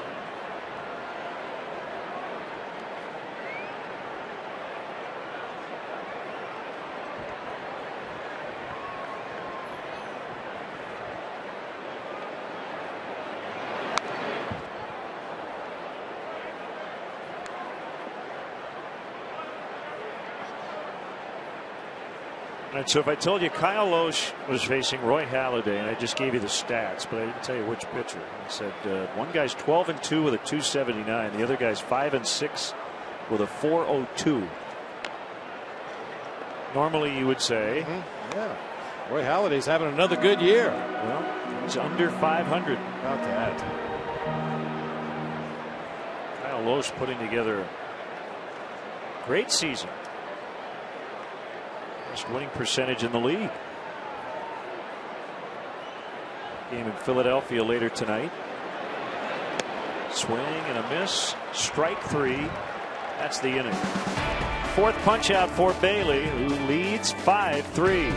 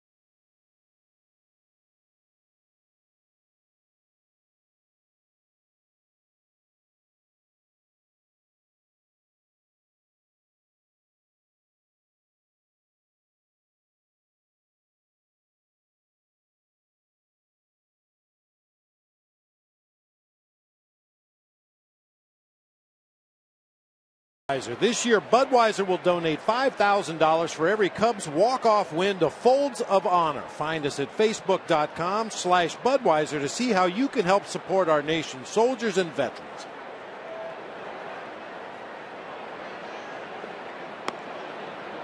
Homer Bailey with the go-ahead RBI single in the second.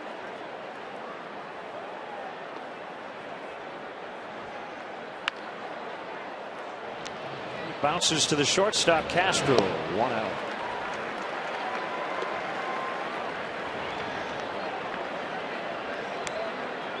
You like left-handers? Dodgers Marlins tonight in Miami. Clayton Kershaw, Mark Burley. Good matchup.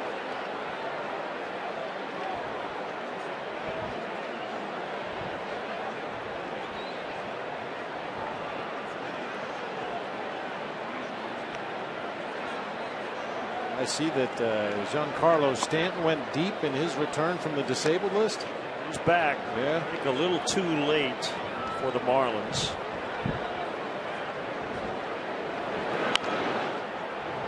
The ground ball. Castro drops, picks it up in time to get Cozart.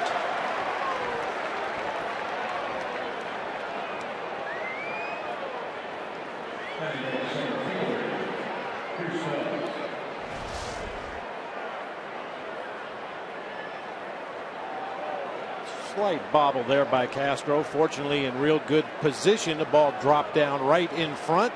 I think Cozart realized it. Well, he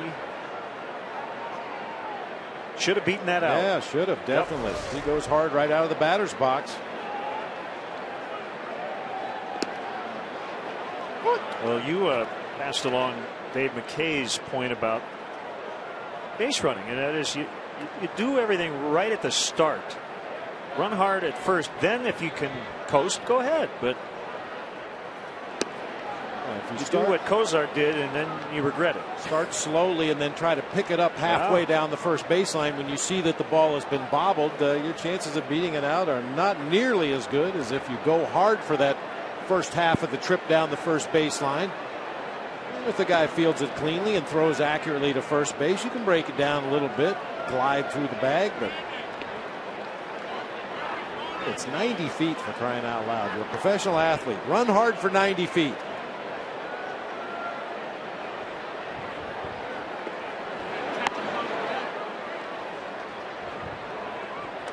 Three and 1 on Stubbs.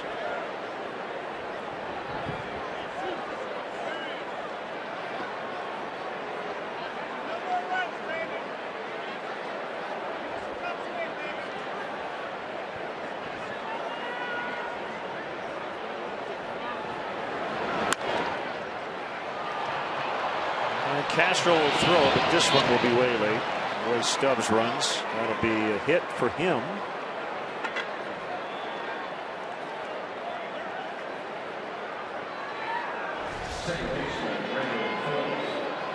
Just past a diving Josh Vitters. The backhand play not cleanly by Starlin Castro, but he wasn't going to get Drew Stubbs at first base anyway. Until Billy Hamilton gets here, Drew Stubbs is the best stolen base threat in this Reds lineup. 26 out of 32 on the season, and with 2 outs in the inning here, we may see him on the move.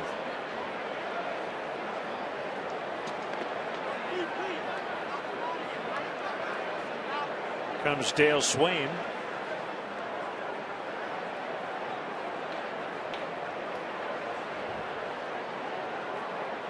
He's asking for Alberto Cabrera. 5-3 Reds. We'll be back.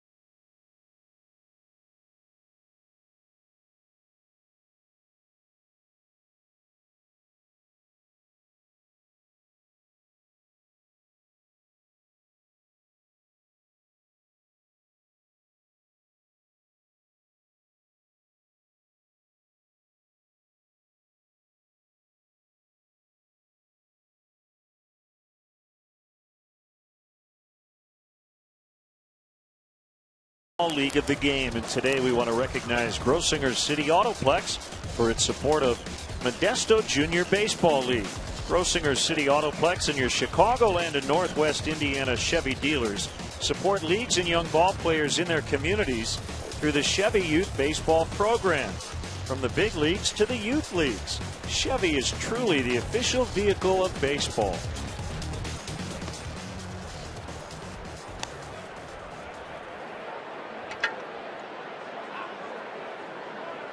Alberto Cabrera facing Brandon Phillips.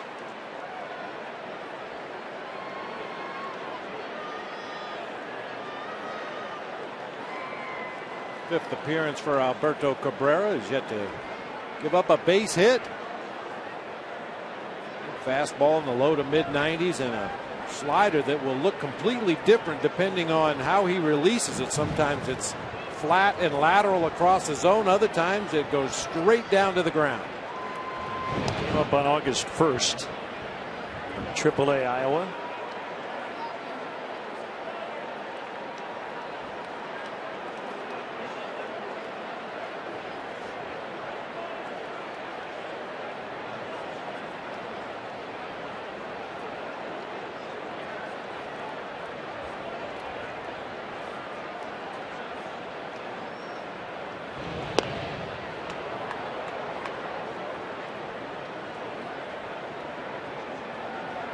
Astros hosting the Brewers this weekend. We'll see Houston on Monday night.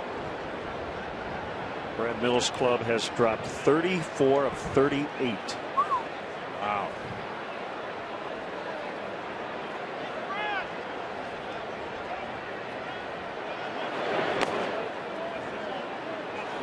This day in baseball history, it was either yesterday or the day before, the 1916 Philadelphia A's. At this point in the season were 20 and 80 and just coming off a stretch where they went 3 and 40. It can happen. Boy, it is no fun when it does, but it can happen.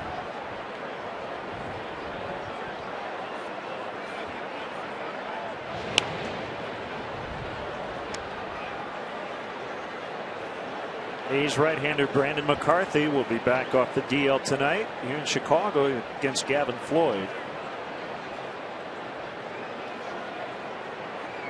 His first start since June 19th. Back from shoulder issues.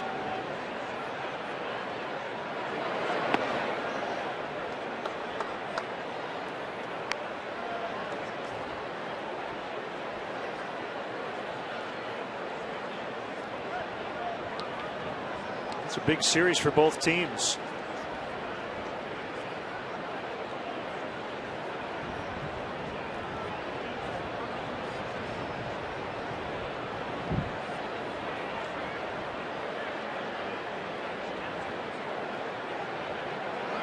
Runner goes. Here's a throw. Way off the mark.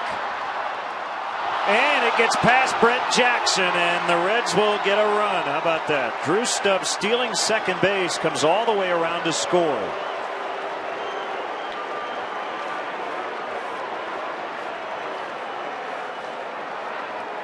Two errors on the play. Did I hear right? E2, E8? Yeah.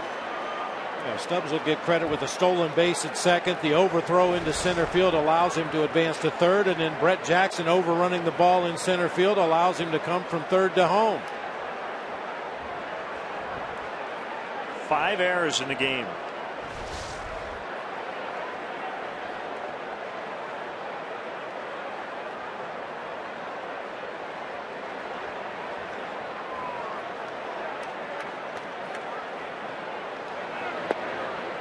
So Rizzo, Castro, Bitters, Castillo, Jackson have all committed errors.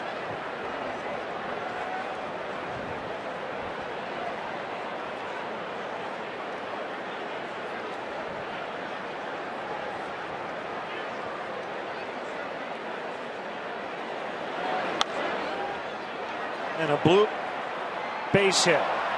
Phillips on his way to second. He'll stop there with a double.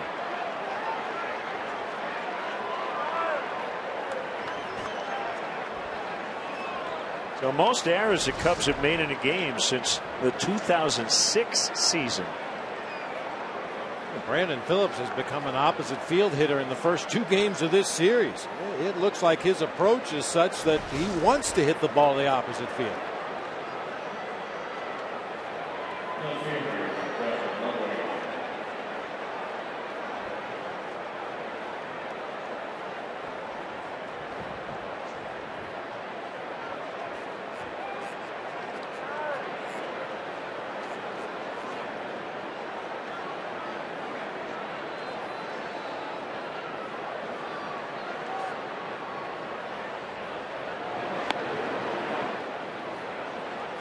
Let's take a look at our Nissan drive of the game. Ryan Ludwig kept it under the wind. Left center, 2-run homer back in the 3rd inning.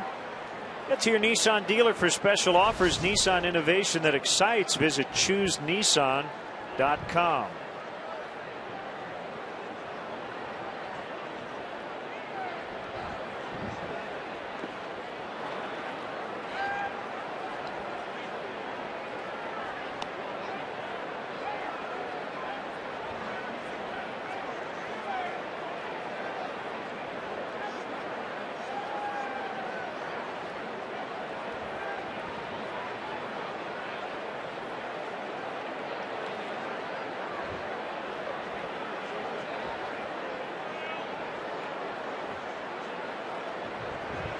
Two and 0 the count on Ludwig.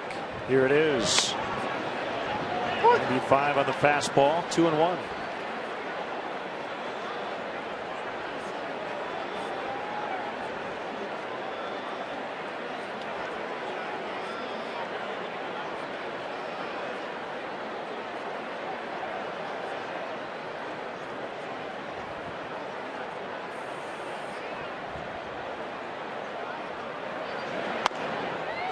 See all kinds of late movement on that fastball. If that were straight, it would have been right in the middle of the plate. 3-1.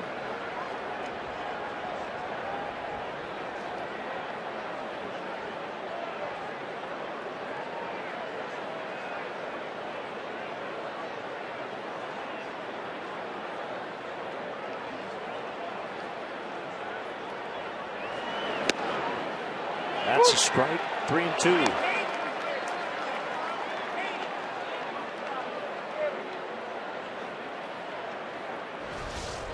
'95 with some late movement down at the bottom of the kneecaps.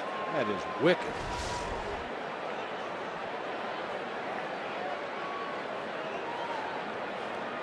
Talk about a baby face. Cabrera makes Starlin Castro look old. And Cabrera's older than Castro. Ball 4 to Ludwig.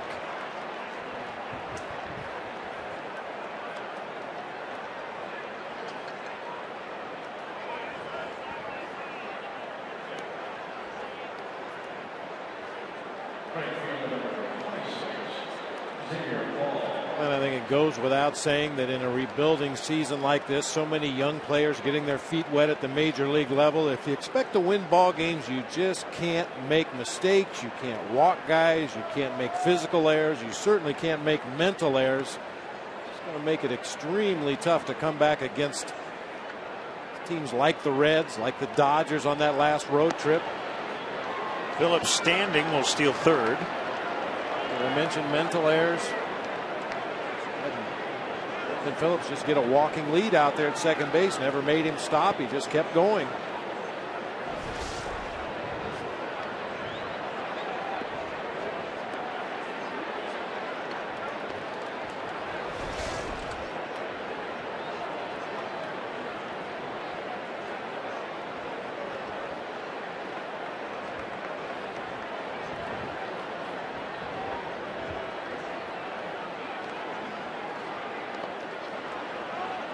Ball went around there.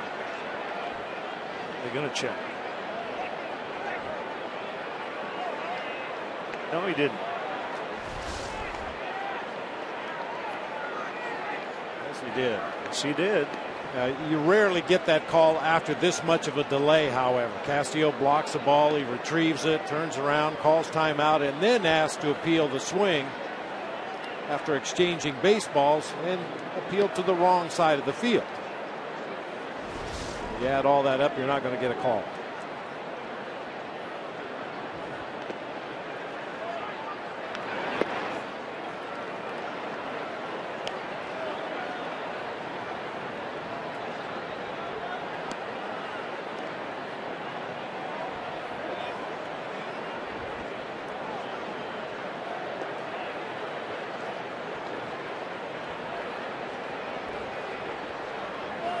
All this started after 2 were out. Now all of a sudden the bases are loaded.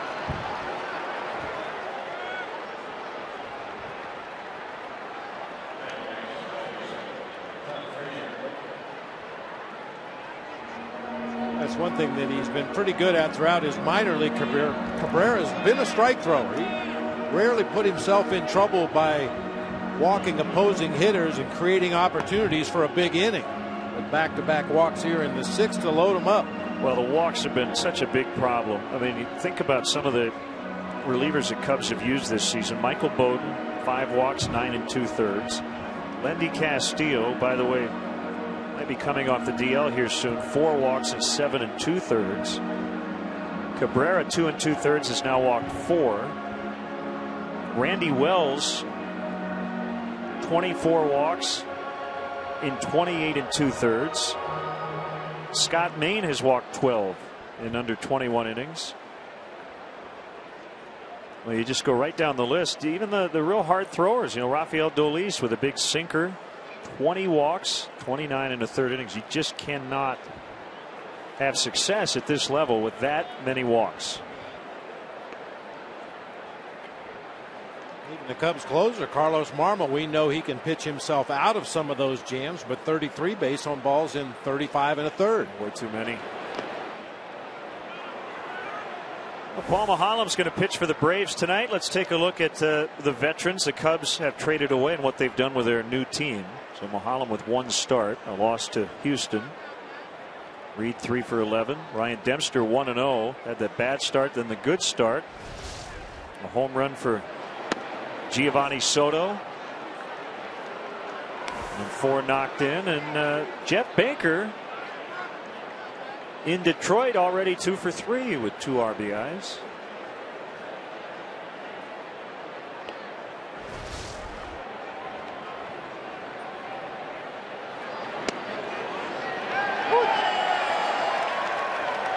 Two and 1 on Todd Frazier.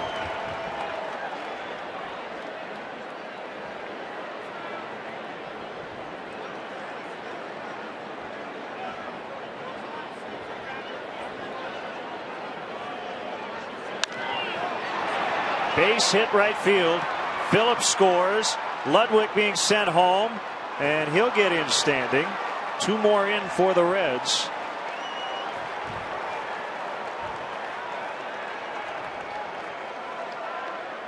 So Todd Frazier with a big series. Big day today. 3 RBIs, 8-3. Middle of the plate sinker at 94. Inside out swing from Todd Frazier. Thought they might have a chance on the second runner at home plate, but Rizzo attempted to cut the ball off and just slowed it down enough. Cubs had no play on anybody.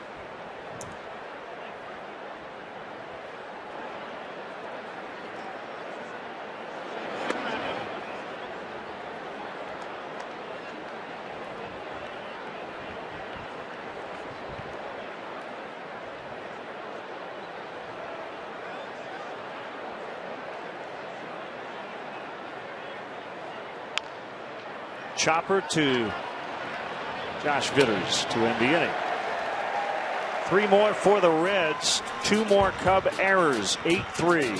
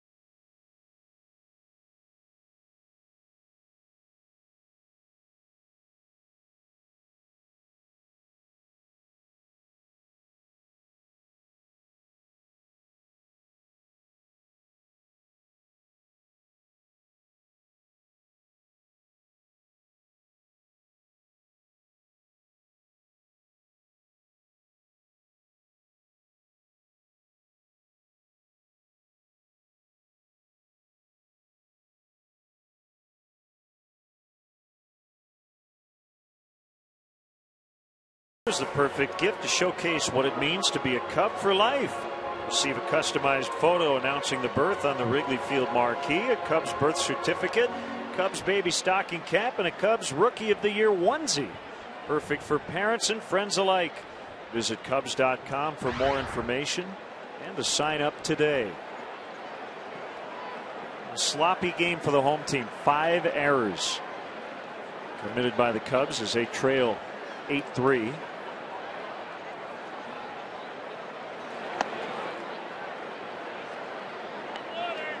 One of those days, the best you can hope for, Len, is to out-hit your mistakes. Drive in more than you let in.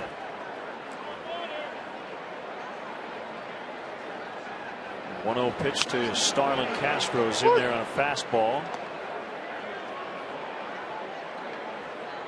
They've had their opportunities against Bailey. They had the bases loaded with no outs in the first. Did get one, but maybe left some runs on the board. Down the bases as this is popped into shallow right. Phillips out, and it's going to drop for a hit. Castro safe. He just got back in. Big turnaround first, and it almost cost him. He picks up his first hit of the day. You see Devin Mesoraco at the bottom of your screen right there, sneaking in behind. That's your job as a catcher on a play like that. The first baseman generally will go out after that pop-up, and had Frazier let that ball go through to Mesoraco, they'd probably get Castro at first base. I don't think Frazier realized his catcher was behind him. Once again, filling in for Joey Votto, and late with the diving tag.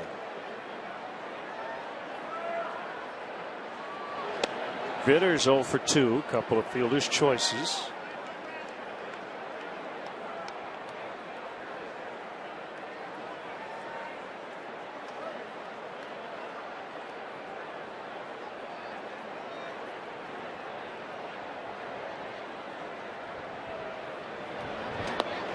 No Paul Konerko in the White Sox lineup tonight. He might end up on that 7-day DL. Back from a concussion. I've asked you this before, and I think your answer is accurate, and that is you don't know how many concussions you would have suffered. I remember my senior year of high school, I had 3 in less than a month. Wow. But it was back in the day, you know.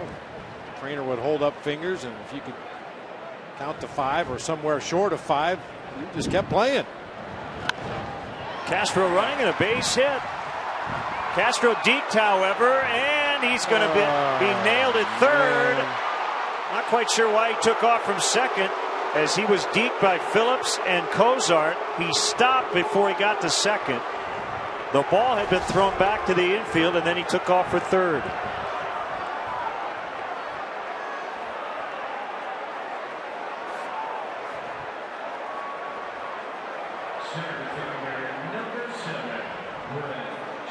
I'm not even sure I can totally explain what happened there.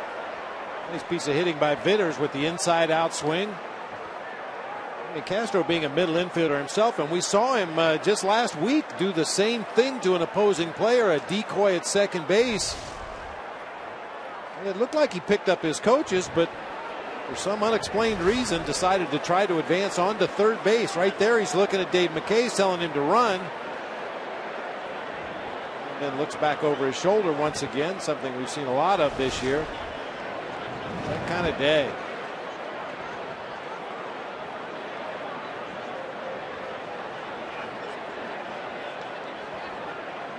So if I saw that correctly, Bob, was Dave telling him to go to third?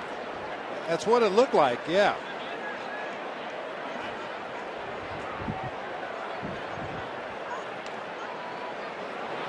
Now in McKay's defense, he was telling him to go to third for a good 4 or 5 seconds. Yeah, so he's telling him to run right there. Because at that point, Castro had not yet reached second base.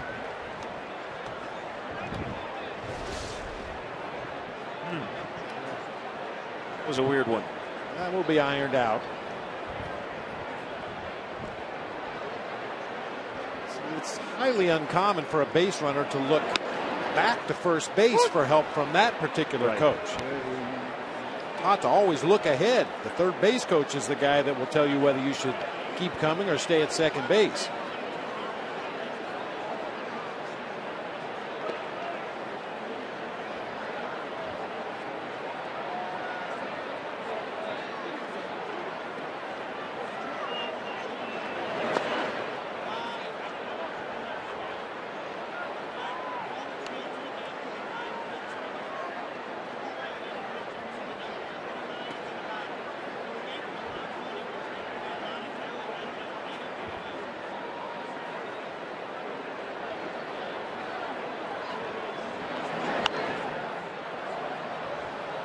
That decoy in the middle infield is a little bit like the fake to third, pick to first move for a pitcher. It doesn't always work, but when it does, you feel like you've really tricked the other team. And that time, Brandon Phillips and Zach Cozart up the middle had Castro spinning in circles out there trying to find the baseball.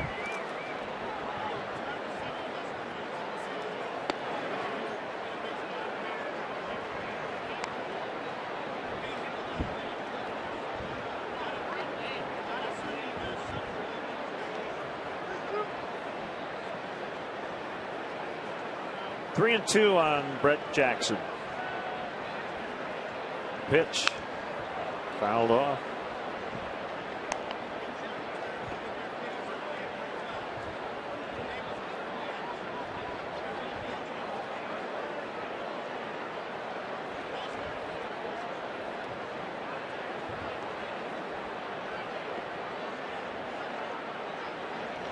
Bailey has the sign from Mesoraco. Another 3-2 pitch and another foul. This one will reach the upper deck off of third. Jose Arredondo worked last night. He's up in the bullpen.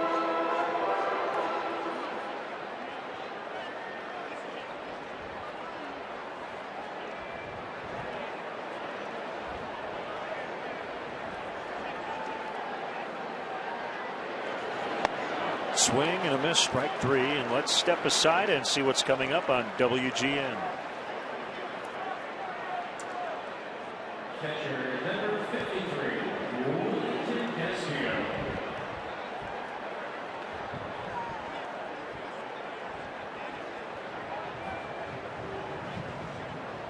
Wellington Castillo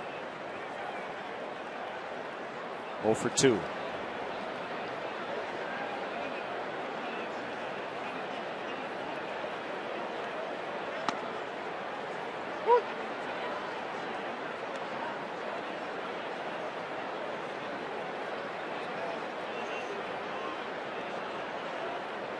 Brian LaHare has jumped into the on-deck circle.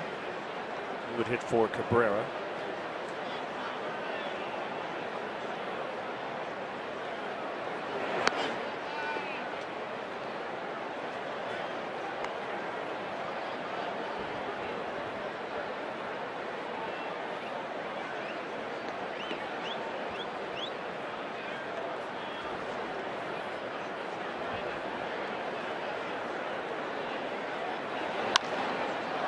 Fly ball out to right, pretty well hit, and it's going to land right in the well, as Paul had no idea where it was going to land. The wind got a hold of it. He might have been bothered by the sun. Well, you talked about it early in the game. The Cubs get one. Paul was going to have some issues out there today, and did he ever on that fly ball? It ends up being a double for Castillo. What is going on today? I don't know. He wasn't close to that ball. Hit really well off the bat of Wellington Castillo, high in that gusting wind. David Paul's headed for the gap in right center. That ball hits way over by the well. He wasn't even in the same zip code.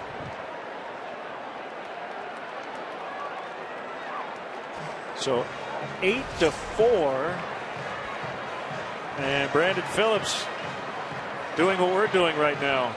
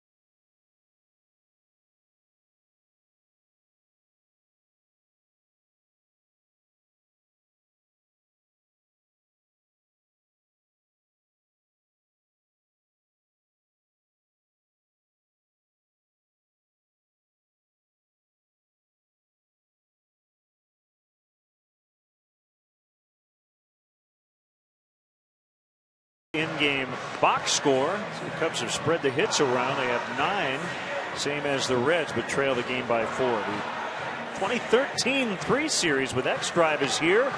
Visit your local Chicagoland and Northwest Indiana BMW Center today to test drive one. Here's Arredondo. No good splitter. Jobs to get his team out of this 6th inning.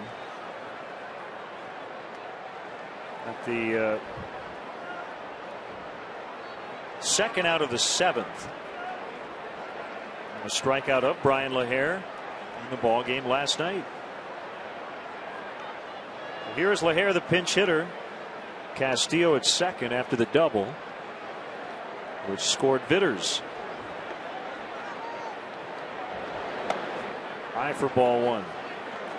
Arredondo features that splitter about 57% of the time. Definitely his go-to pitch. Also has a fastball and a slider. Fastball will sit in the low 90s.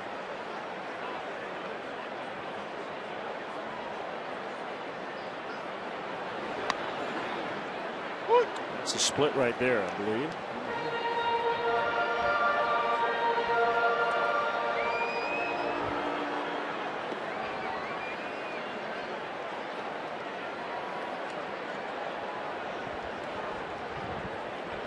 Think of anybody else who throws a splitter that often.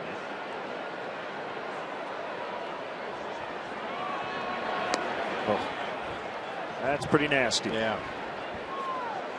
And I say that because that's not a strike zone pitch. That is a pitch that's not really supposed to end up over the heart of the plate. We were talking about it with Jeff Samardzija in his last start. The fact that Chris Bosio wants him to work on throwing that pitch at the bottom of the zone, but expect it to break low out of the zone. That's where you want to throw that splitter. That's a pitch that when you throw it in the strike zone, it usually means it starts around letter high and ends up belt high right in the middle of the plate. That's definitely not where you want to throw a split finger.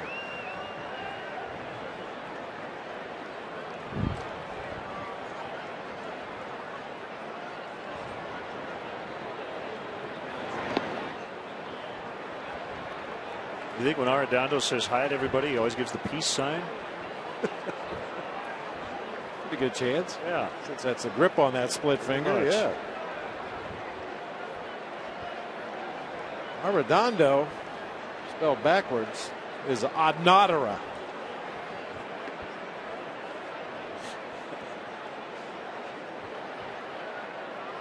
I love it when you channel Harry.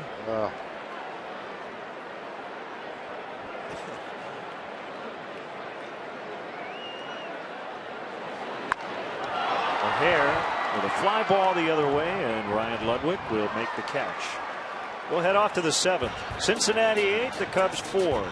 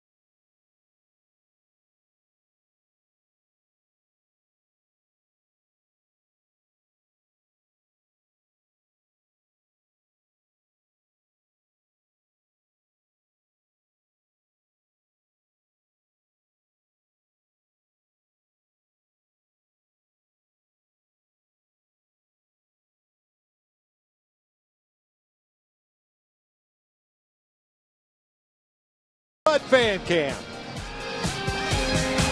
Sometimes life takes you by the hair, puts down before you know it's gone and you're dead again. I've been in places and I won't pretend that I make it out just to fall on my head. With a stranger, take the walk downstairs, fall up on the corner and pay for my rent. You know that I cannot believe my own truth to show what I choose, got nothing to lose. Oh, yeah, it's okay. I tie my hands up to a chair so I don't fall that way.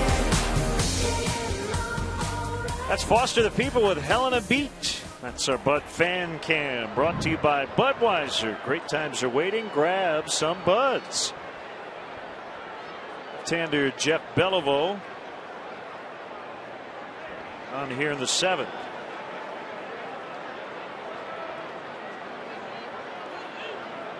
Bob, you can stop dancing now. The song's over. I'm just trying to catch my breath.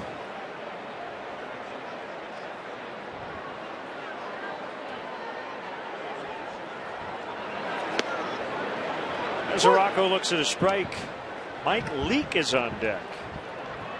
Be the first time he has pinch hit.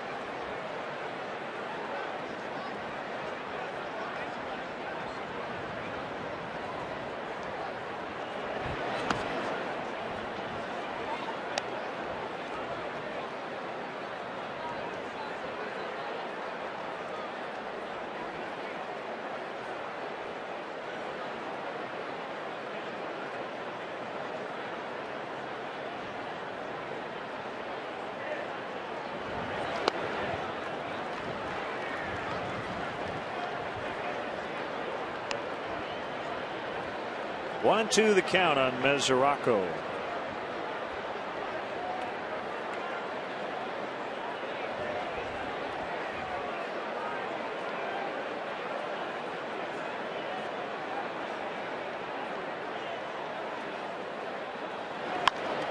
Ground ball, base hit.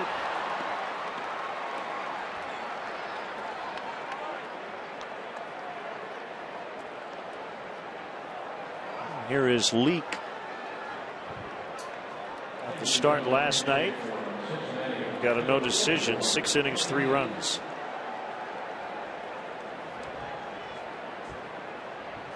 Question here is Dusty going to let him swing away, or will he lay down a bunt with that runner on?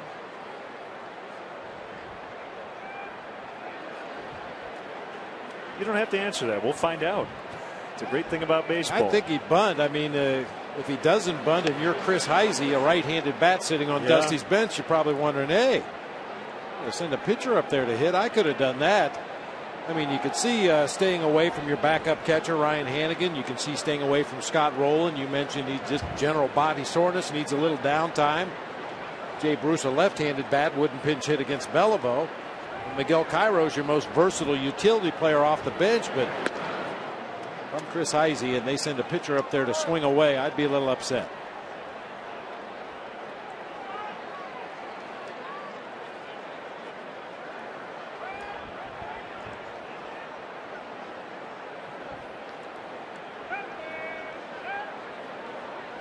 One and one the count.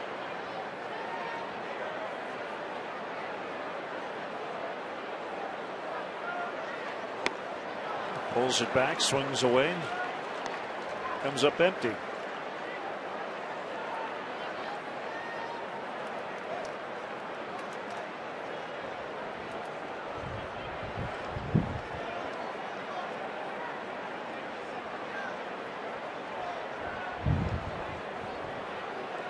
Beliveau recalled on July 22nd from AAA Iowa. 34 relief appearances there, 4-5 with a 4.05 ERA.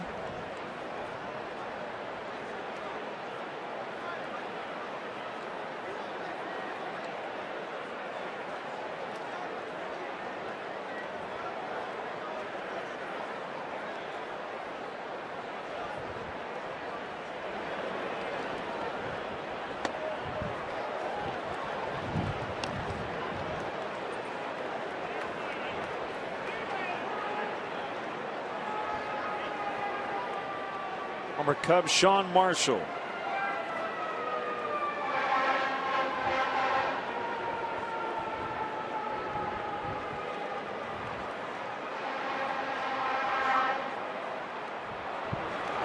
Swing and a miss for the first out. Follow the Cubs with the MLB.com @Bat12 app for your iPhone, your iPad, your Android, or your Windows Mobile. Get live audio, pitch tracking, video highlights, and more. Text at BAT to 31826 or visit Cubs.com for details.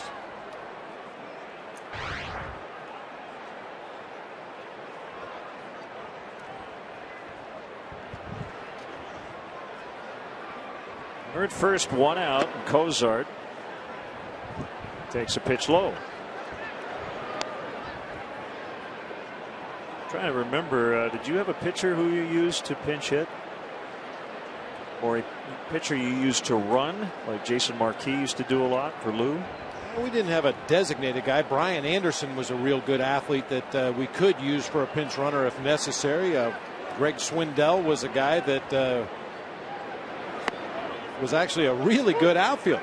He would power shag every day during batting practice, so we never had to use him in the outfield, but he was a guy that I wouldn't hesitate to use. Elmer Descends was a guy that we used to put down sac bunts. He was such an accomplished sacrifice bunter.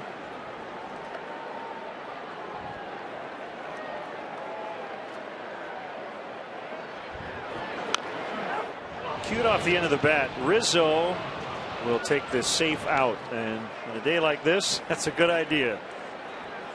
Cubs have already committed 5 errors, so 2 outs.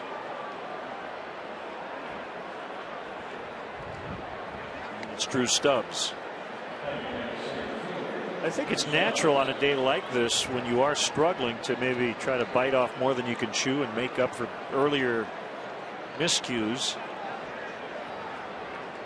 But Dale Bob has pounded home the idea all year of getting the out. That's why he doesn't play his middle infielders at double play depth. He play to get the batter out. Anything else is gravy.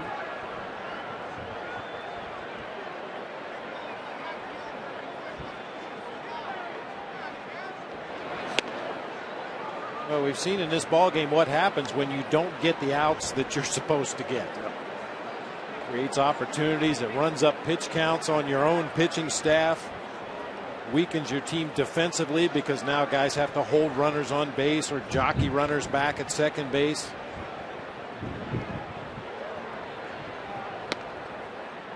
A called strike.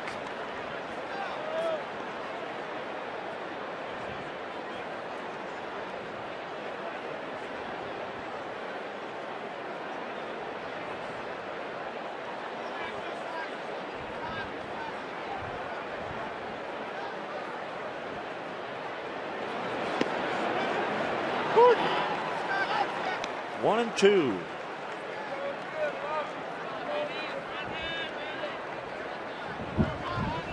It's a good place to be on Drew Stubbs. I mentioned it in his last at bat when Castillo tried to go up the ladder with a fastball. I think you're much better off going down low against Drew Stubbs. We saw him tomahawk some high fastballs at Great American Ballpark a couple of years ago, I believe, when he was a rookie. He was getting to mid-90s fastballs up above the letters with consistency.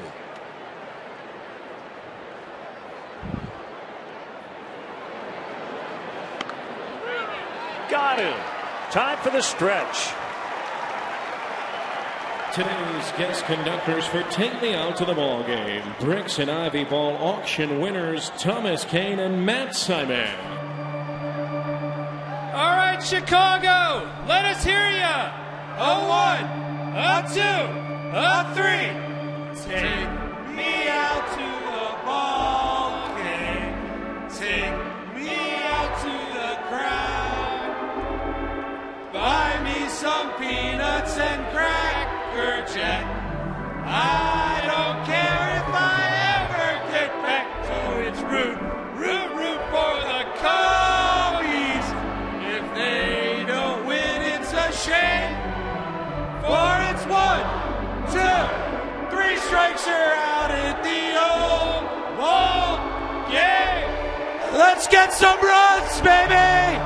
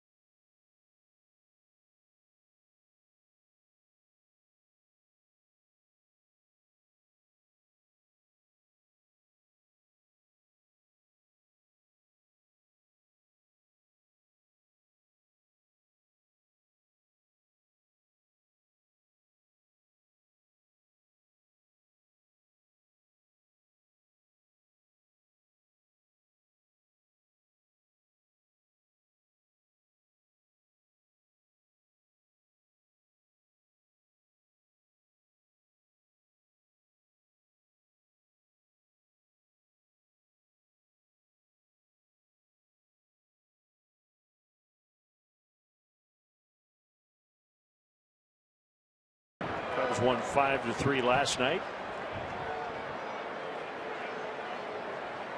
And it's former Cub Sean Marshall, the left-hander, breaking ball specialist. 51 punch outs, only 9 walks in 43 and a third innings for Sean Marshall this season. Nice job, Tom Kane and Matt Simon. We appreciate their contributions. They will sing the stretch as a result of the Bricks and Ivy ball auction. Their donation going to great cause. 1-0 on DeJesus.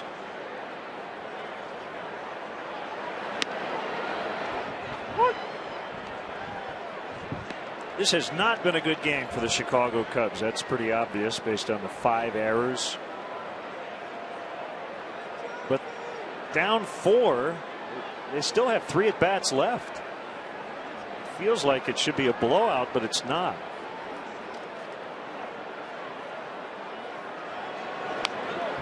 And there have been opportunities, as you mentioned, Len. Even though the Cubs scored 1 in the bottom of the first, they had the bases loaded with nobody out, could only get the 1 run. They were able to push across a couple of runs in that 3rd inning, and then again in the 6th. Back-to-back base hits to start the inning, a double later in the inning, but only score 1 run.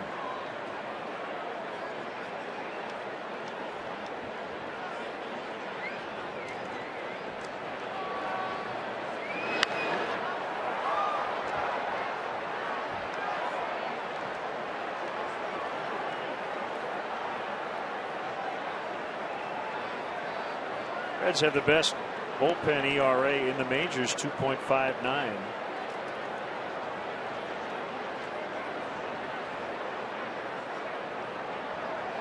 Mitchell charged with a run and the loss last night. One scored after he was out of the game.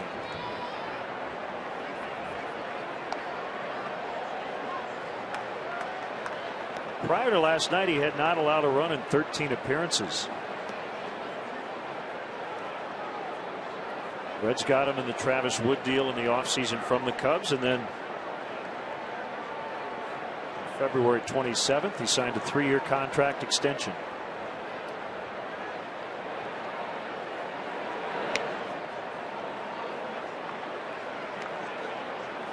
This is one of those at-bats I love, Len. You've got a left-handed hitter who hangs in against left-handed pitching just about as good as anybody in the National League, and one of the best left-handed breaking ball pitchers in the game.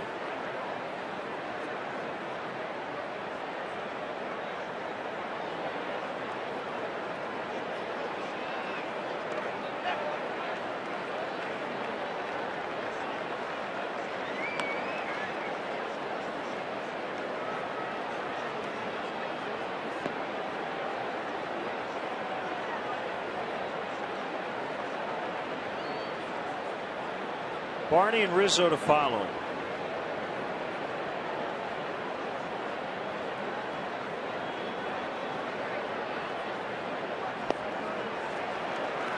He draws a leadoff walk. Hey, Chicago area viewers, Tuesday, August 28th, Bob and I will sit in the Budweiser patio out in the Budweiser bleachers. Want to join us? Just send in a postcard with your name, age, address, email, and phone number to WGN TV, Budweiser patio with Len and Bob, 2501 West Bradley Place, Chicago 60618. One lucky winner will get to bring 3 guests and sit in the Budweiser patio. Also get to hang with us in the patio for an inning. For more info, go to WGNTV.com/contests.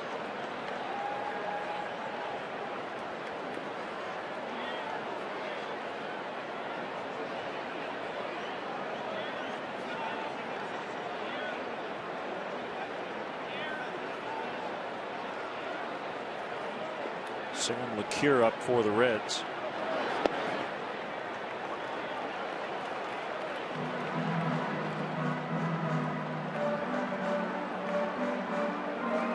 Notice on that contest, it's 21 or older. That's because I'll buy if you fly. See? You don't just get to come and sit and hang out. We're going to put you to work. That's right.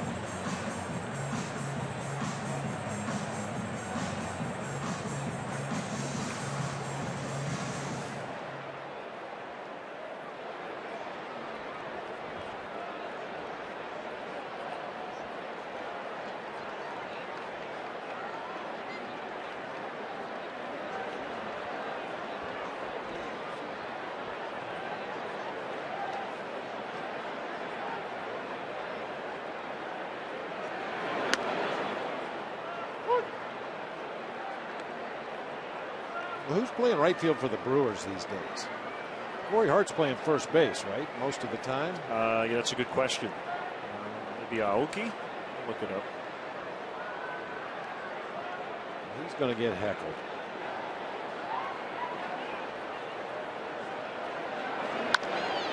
Blind out into right center. And DeJesus heading to third.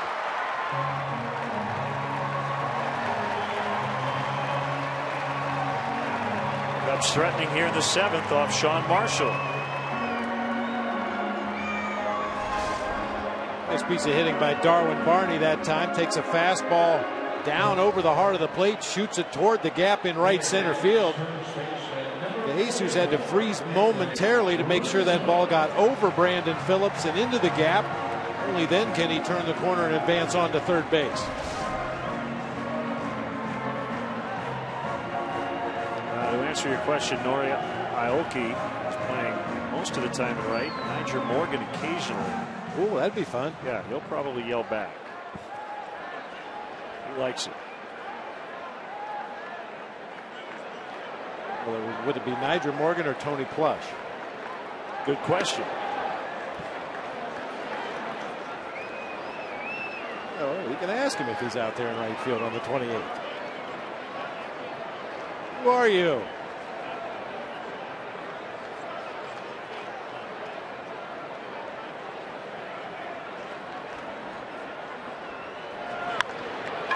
Knocked down by Marshall. DeJesus is going to hold at third. And Rizzo out at first.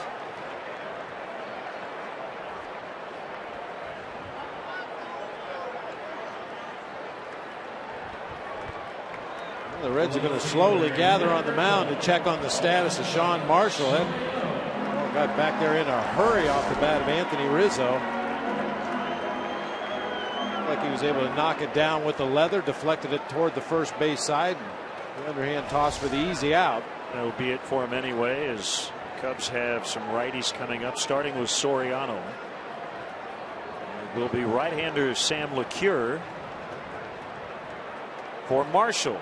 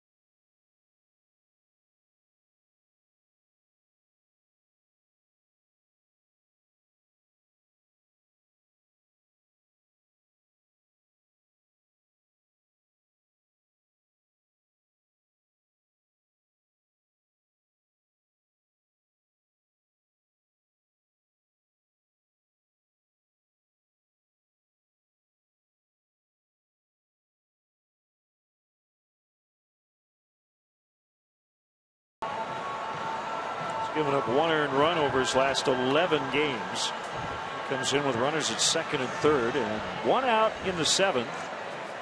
With the Reds leading 8-4. Soriano will step in, having knocked in 3 of the Cubs' 4 runs.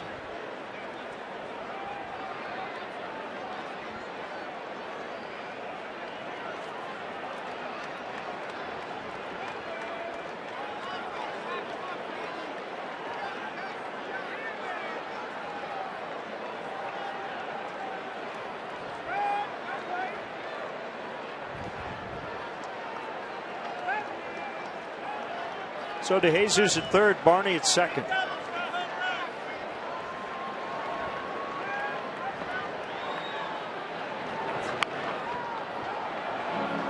Bounced into the Cubs dugout.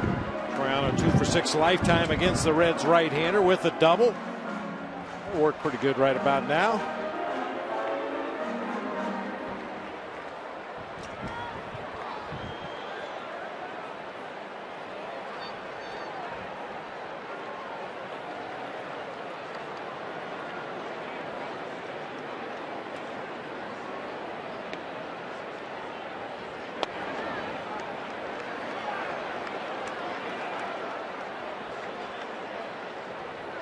I mentioned the Cubs have had opportunities. The Reds as well have had a lot of runners in scoring position.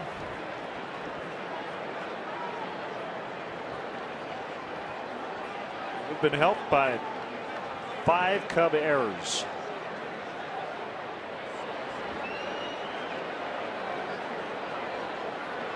One pitch. Too low.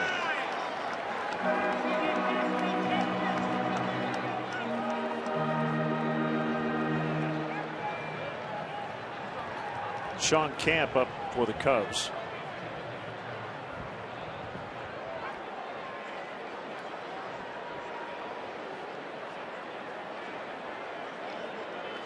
Sam LeCure is the youngest of 8 children. His parents have been married for 49 years.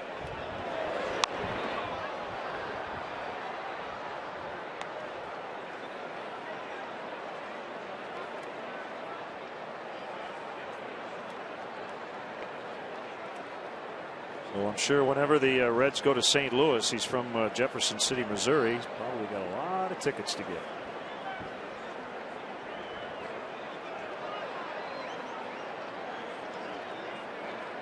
That's something pitching coaches and managers don't like to see pitchers do out there on the mound, cranking that arm around.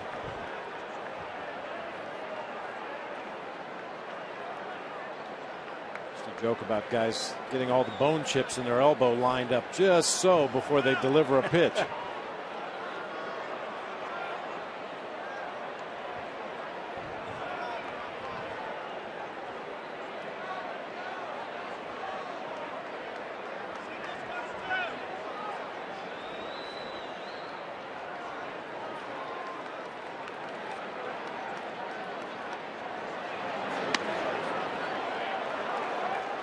Just off the corner. Full count.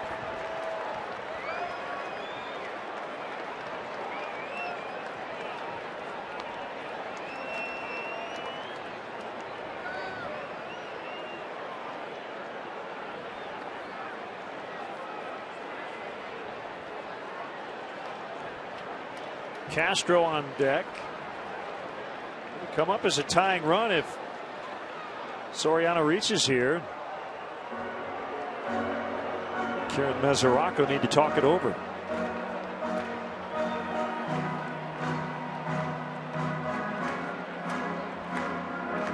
Occasionally you can get a little spooked as a pitcher and a catcher when you've had a runner out there at second base like Darwin Barney is right now, peering in at every set of signs, watching what pitch is delivered. At some point you start to wonder, has he seen enough to figure out our signs? And if you think he has, you've got to go out there and change it.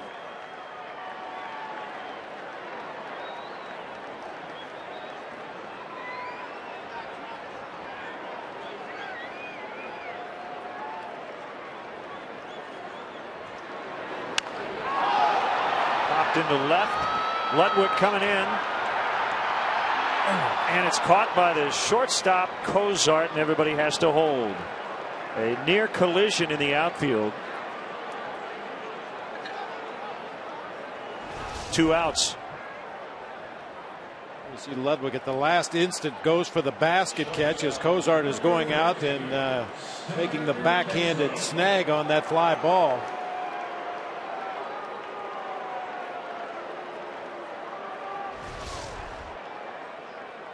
Long day to hit high fly balls to left field.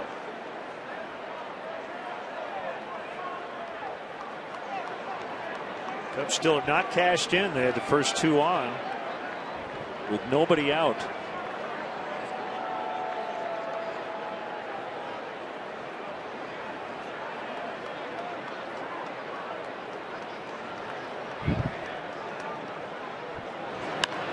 Castro out in the deep left.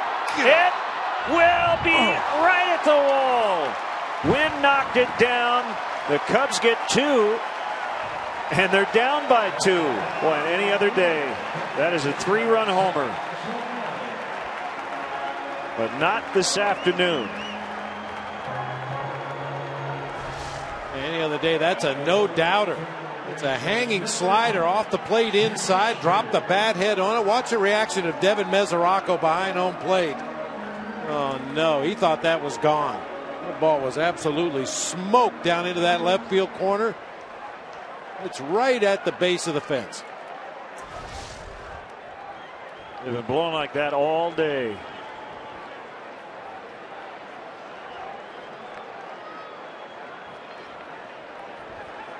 The tying runs at the plate. It's Josh Vitters. Ground ball to third. Valdez over to first, and the inning comes to an end. The Cubs get 2 runs, both charged to Marshall. Now 8-6.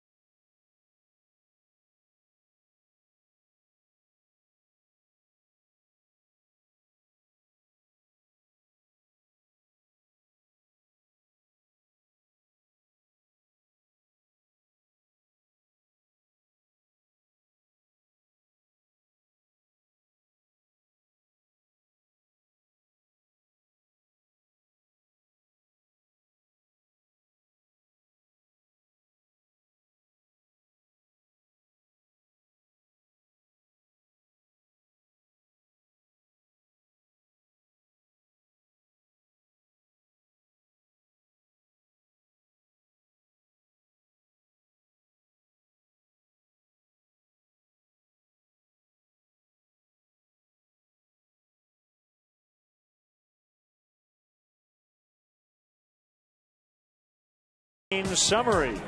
Scott Frazier and Ryan Ludwig have picked up the slack with Votto on the DL. Jay Bruce, Scott Rowland out of the lineup. Alfonso Soriano's knocked in 5 in the series. Visit your local Chicagoland Honda dealer today and test drive a 2012 Honda Accord.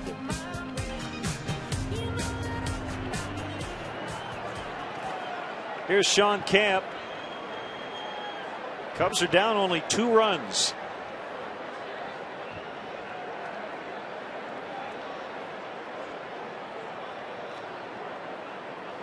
As a ball just got out of the Reds bullpen, Jonathan Broxton threw it. Kick save and a beauty by Alan Porter. He stepped up in front of Wellington Castillo and booted that ball back toward the Reds bullpen. Broxton recently acquired from the Kansas City Royals. Pitch in the 8th, and Dusty's plan will be Broxton, then Chapman. We'll see some gas in the final couple of innings. 1-0 on Brandon Phillips.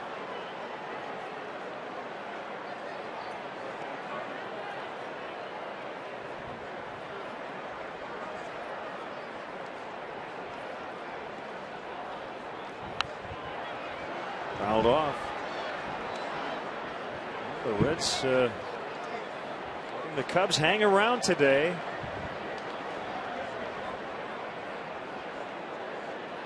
And remember, Cincinnati has dropped 5 in a row. Still with a 2.5 game lead in the Central Division.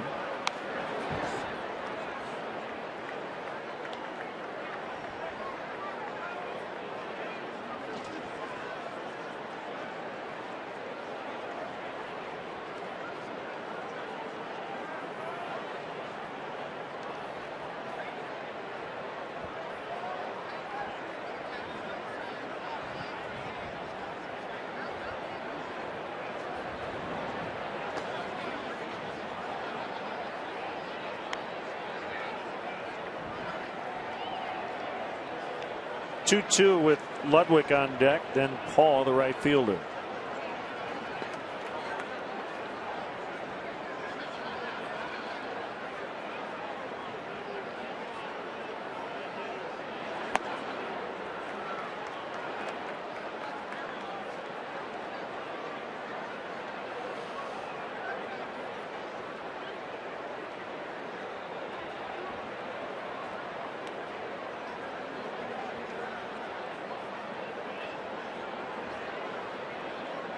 Wind in the payoff delivery is chopped to Josh Vitters.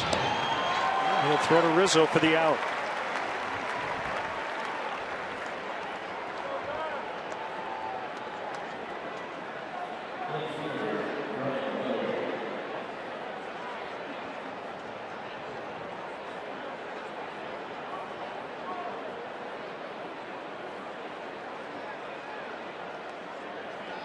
It certainly wouldn't be easy, Len, but if the Cubs could come back against the tail end of the Reds bullpen here and somehow find a way to win this ball game today, it would be as uplifting for the Cubs as it would be crushing for the Reds. Slider misses to Ludwig. They have scored 3 runs off Sean Marshall in this series.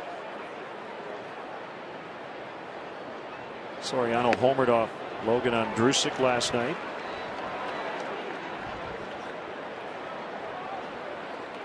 I haven't seen Broxton or Chapman yet. If we do see Aroldis Chapman, you will not believe your eyes when you see some of his numbers. We sometimes tell you about the high school numbers of some big league pitchers. They look like high school numbers.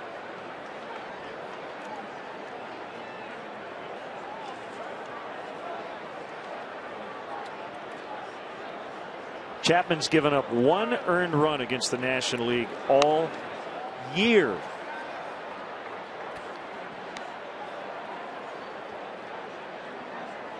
In 48 1/3 innings. 2 runs, 1 earned. 93 strikeouts.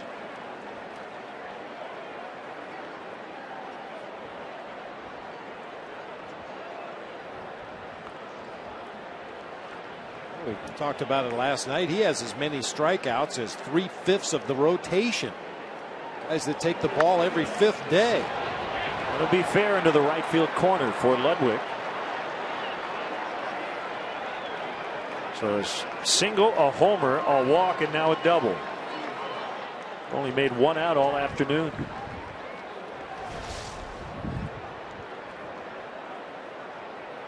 Throw that backdoor sinker at 89 miles per hour. Another nice piece of opposite field hitting by a Reds batter. I was just thinking about it, Bob, as Xavier Paul comes to the plate. We were talking about right field, how tough it is here. With Jay Bruce out of the lineup, I wonder if Dusty thought about putting Ludwig over in right, because when he was with the Cardinals, we commented many times on how well he played right field as a visiting player. best non-Cub right fielder Yep. that we had seen here at Wrigley Field.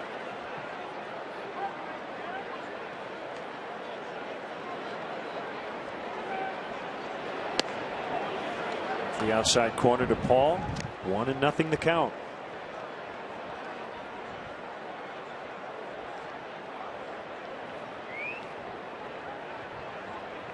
Well, they call this the Windy City for other reasons, but literally the case today. We started with a 24-mile-an-hour wind out of the northeast, and it has not let down.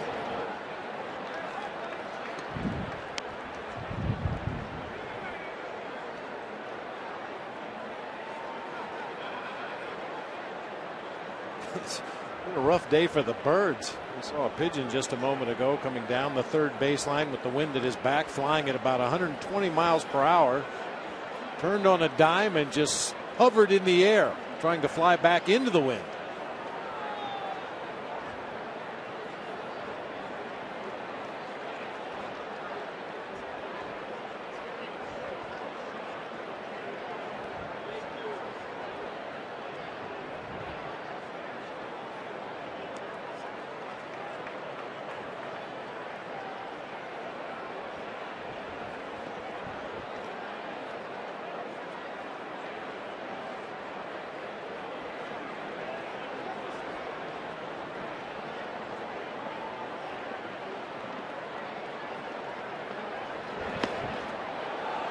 One got way away from Castillo.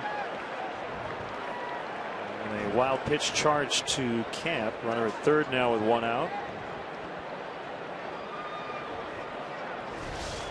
First wild pitch of the season for Sean Camp. A slider that actually caught Alan Porter on the right foot. They wanted to throw that to the back door to Xavier Paul. Tried to get a called strike on that outside corner, but Camp pulled it back to the other side of the plate, and Castillo couldn't catch up. So the Cubs now have to bring their infielders in.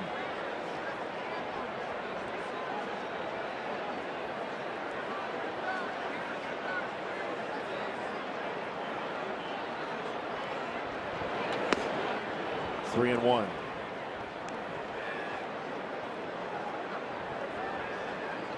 Steven Strasburg back on the mound tonight as the Nationals play the Arizona Diamondbacks. He'll look for his 13th win. He leads the majors with 11.3 strikeouts per 9 innings. He's in with just over 127 innings on the year, and there's ball 4.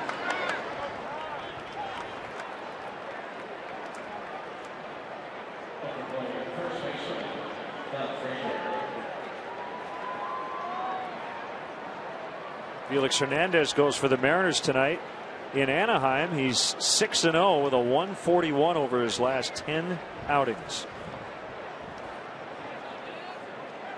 But he's pitching for last place Seattle Ball Club.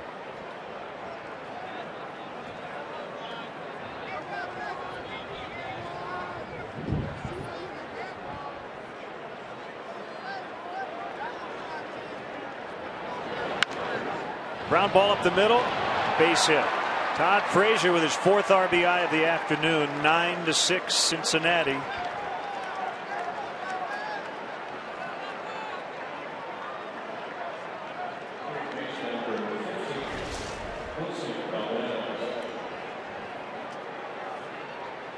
First of the sinker ball pitcher gets the ground ball he was looking for. Unfortunately, finds a hole up the middle of the field for an RBI base hit.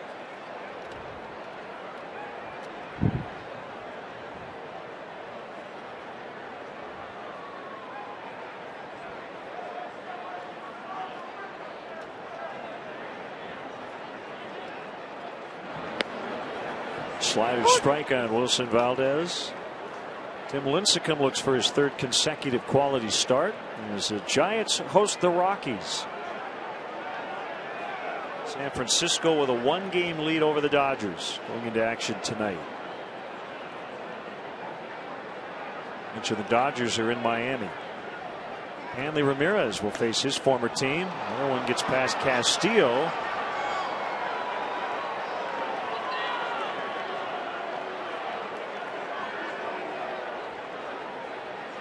didn't appear that that pitch was in the dirt. I'm not sure exactly what happened right there. Get another look at it here. Castillo set up on that outside corner, just doesn't get the glove over there quickly enough. Should be a pass ball. That is the call. Infield in again. Scott Main is up.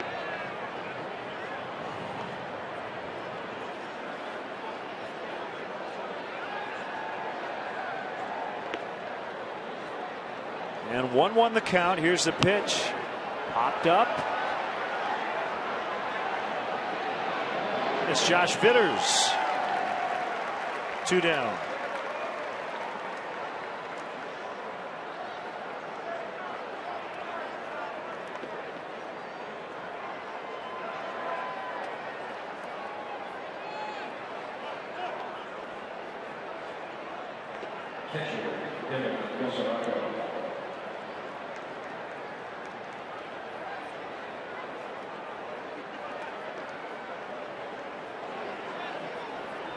Mesoraco got a base open here, but Chris Heisey, really good pinch hitter, has jumped on deck.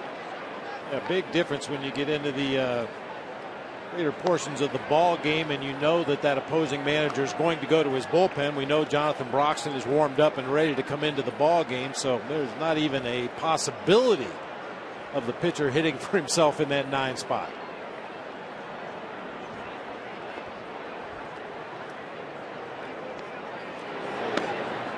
Couldn't hold up. 1-1.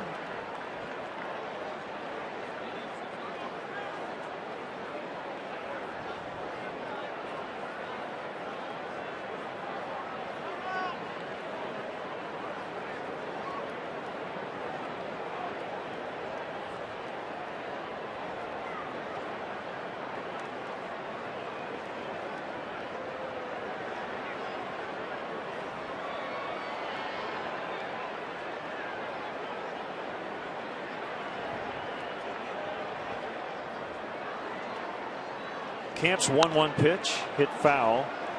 1-2.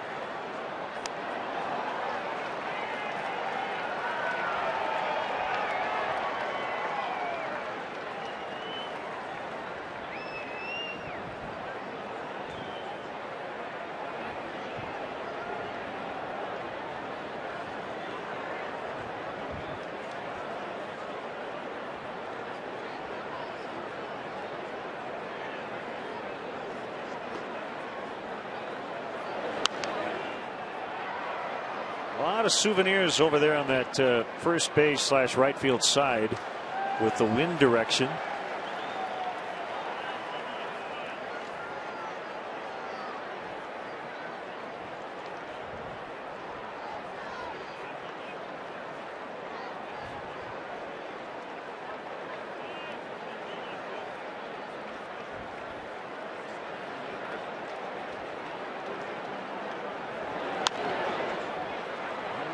Looks like another one.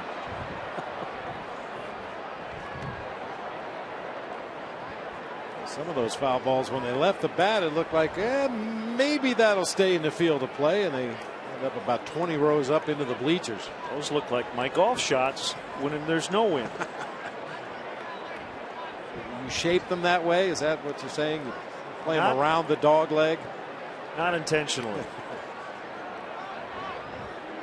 It'll be a dog leg to the left, and I'll hit that shot.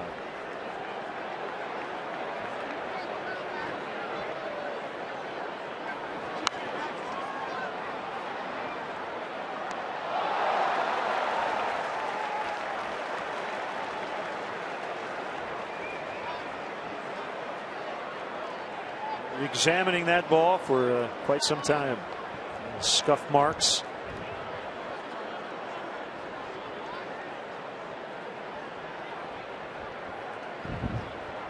Now it's a hot potato.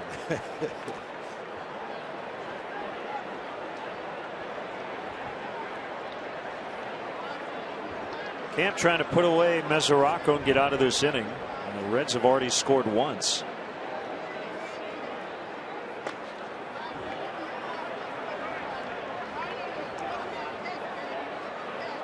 Very nearly got through. Camp just pulled the slider way over there in the left-handed batter's box again. This time Castillo able to smother it, keep it away from the bricks.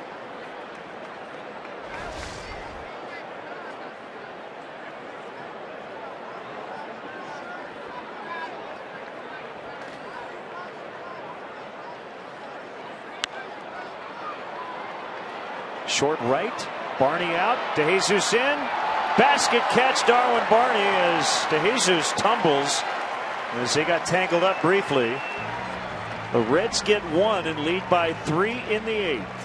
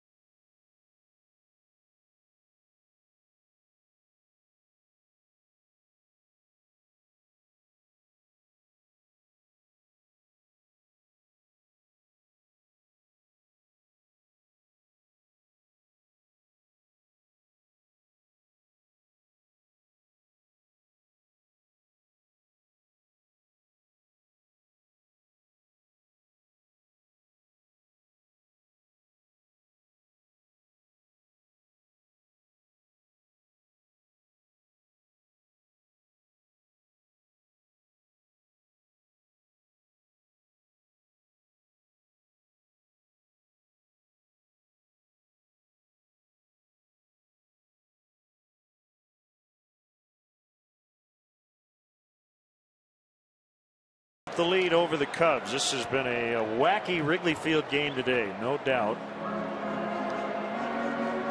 And here's Jonathan Broxton, who tips the scales at 300 pounds. He comes over from the Kansas City Royals, acquired at the trade deadline in exchange for a couple of pitchers, Juan Carlos Soberon, a right-hander, and Donnie Joseph, a lefty. He had 23 saves for the Royals. Fastball slider. He used to approach triple digits with that heater. His average fastball this season sitting right at 95 miles per hour.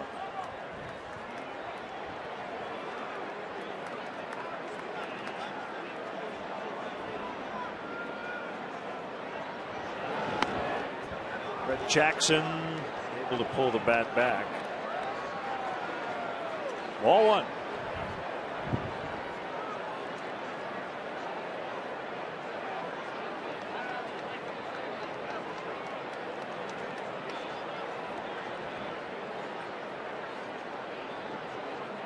"19 plate appearances on the big leagues, 12 strikeouts." Check that, 11 strikeouts for Cubs center fielder. 2-0.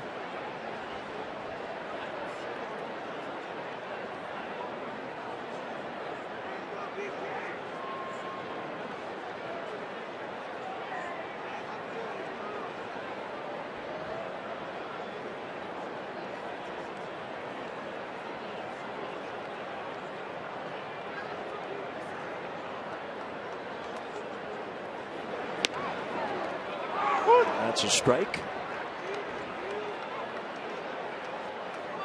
Is that our good friend, former Cub Dave Otto? No. It looks like him. It's a Dave Otto impersonator.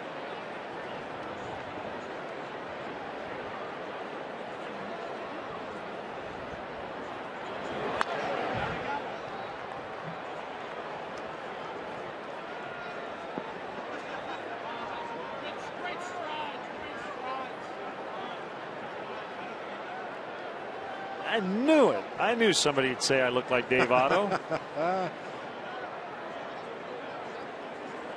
Right now he's going, who's Dave Otto?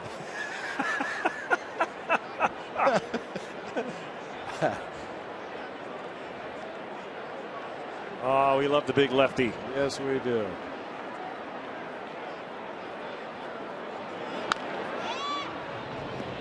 Bounced foul. Never forget the day in Miami. We were boarding the bus to go to the ballpark on getaway day. So, everybody's semi dressed up as we get. Had on a white dress shirt, nice pair of black slacks, and dress shoes, and to run down the street to the 7-Eleven to get batteries or something. And he got back on the bus. It looked like he stepped right out of a shower. He had sweat right through everything. Oh, man. Poor planning. We enjoyed it. Yeah, it was fun.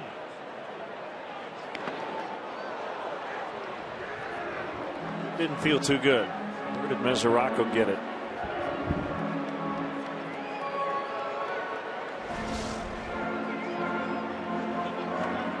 So he's talking about me. No, you, yes.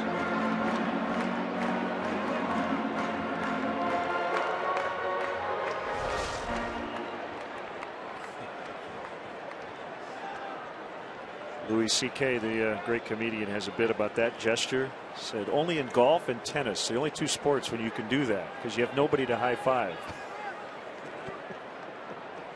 The fist pump. As opposed to volleyball, where you get to high five after every point, win or lose. Yeah. Outside, ball 4. Good start.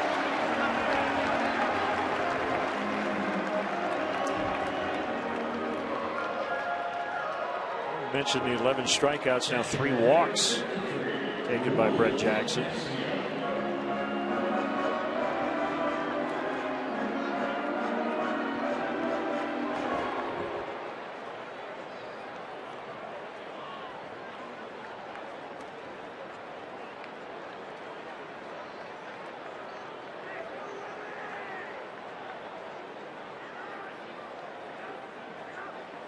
Wellington Castillo.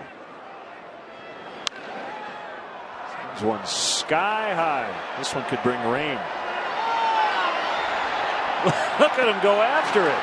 That ball could have ended up right out in front of home plate. You had 3 Reds chasing after a wind-blown foul ball that landed on the dugout. Wow. We told you it's windy. We used to have a saying at Candlestick Park, everybody chase everything. That applies here at Wrigley today. That ball started out in the middle of the infield, ended up on the roof of the first base dugout. Nobody could get there.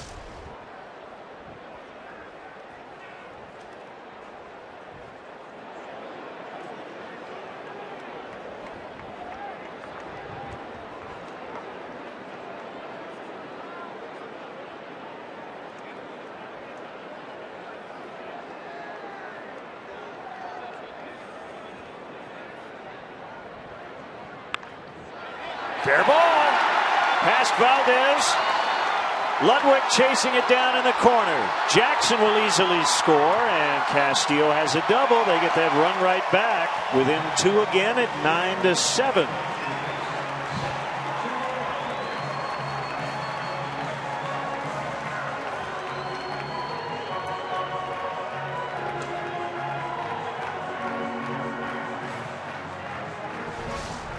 Ludwig was playing so shallow in left field because of the way that wind is pushing fly balls back toward the infield. So shallow that he couldn't get to that ball quickly enough. Rolled all the way down to the left field corner, allowing Jackson to come around from first base and score without a play.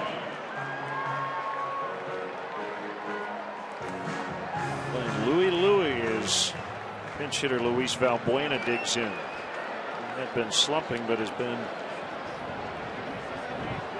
a little better here over the last week or so. After dipping below 200, he's back up to 207. He bats with Castillo at second, and Luis represents the tying run. Takes a fastball outside. The Reds bullpen is quiet. Considering, though, they have really had this one in hand for a while, and the fact they've lost 5 in a row. I wonder if Dusty would consider Chapman, and as I say that, the closer's going to get ready. I'd like to use your closer that often in the 8th inning, but this is the kind of day where he may decide to do it. Another tricky foul pop as Frazier catches it and ends up on his rear end.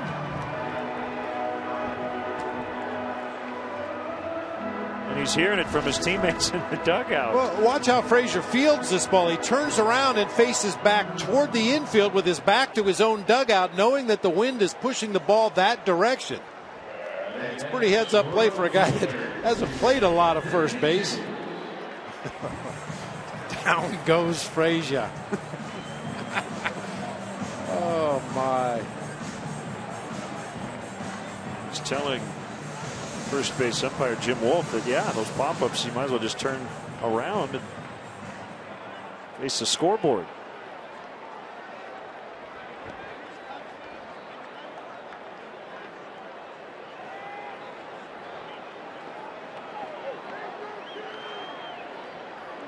Down to Jesus.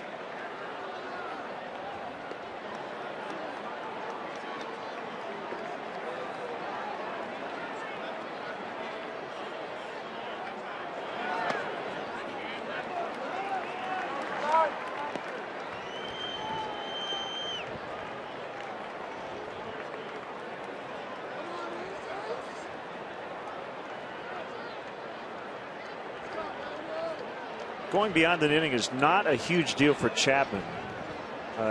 He's pitched 2 complete innings 4 different times. Only 1 time has he gone beyond an inning in a save chance. Again, there are special circumstances in which a manager will use his closer before the 9th, and this would certainly be that case.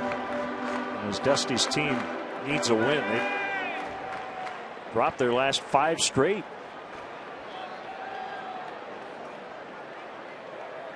And the other part of it too is this is the kind of day where you need to miss some bats because of the tricky wind.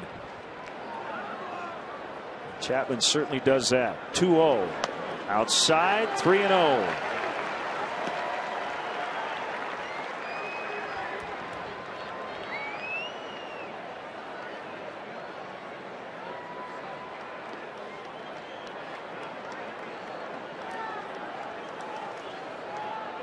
That's Barney on deck.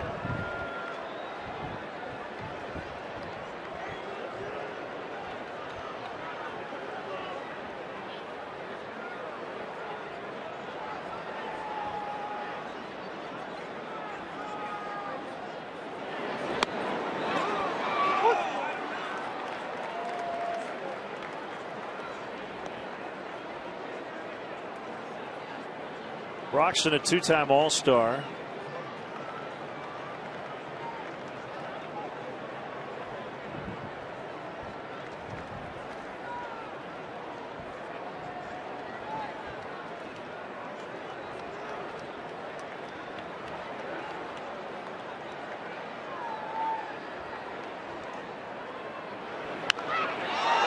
Left field and down and past Ludwig. Here comes Castillo. De Jesus at second, 9-8. Tying run in scoring position with 1 out.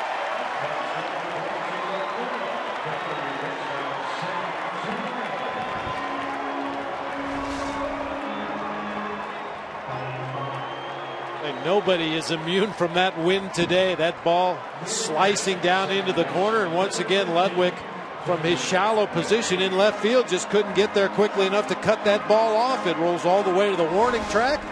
Let's score another run, have another runner in scoring position.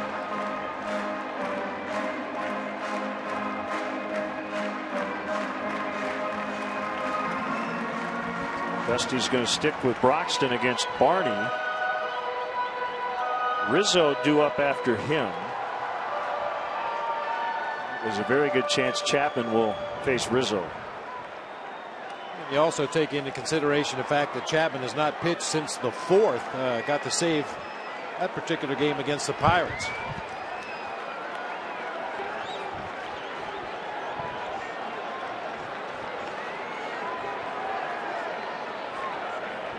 Cubs will not go away. 2 more here in the 8th to close the gap to 1.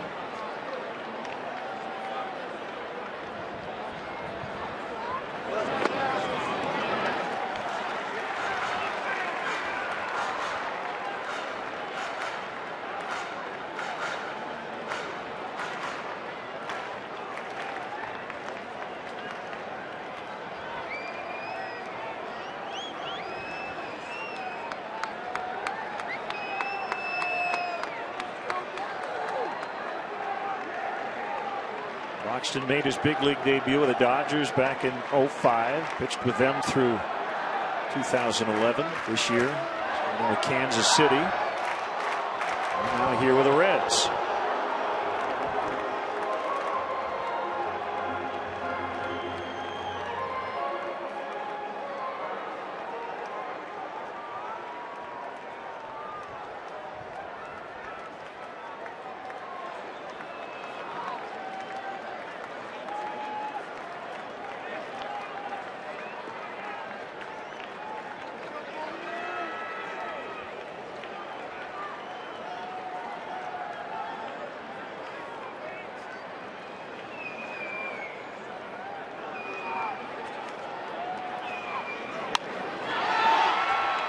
Foul.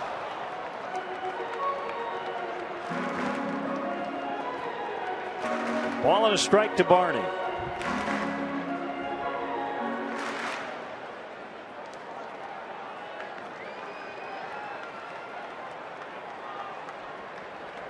Carlos Marmol has joined the party out there in the bullpen. It was Maine and Corpus getting ready, but with the Cubs threatening to tie or take the lead,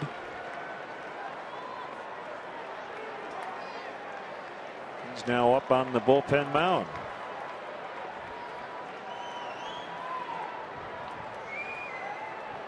Lots of instructions from Lester Strode. Deep breath by Broxton, and the 1-1 pitch. Going outside on a breaking ball.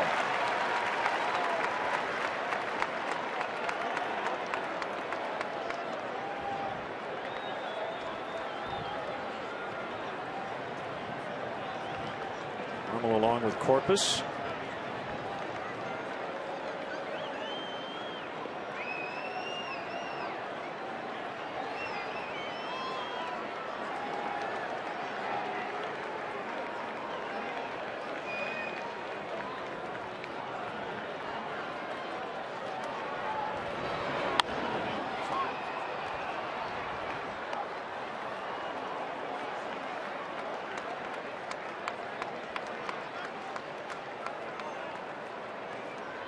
Bob fans may say, well, why don't you just get Marmol ready?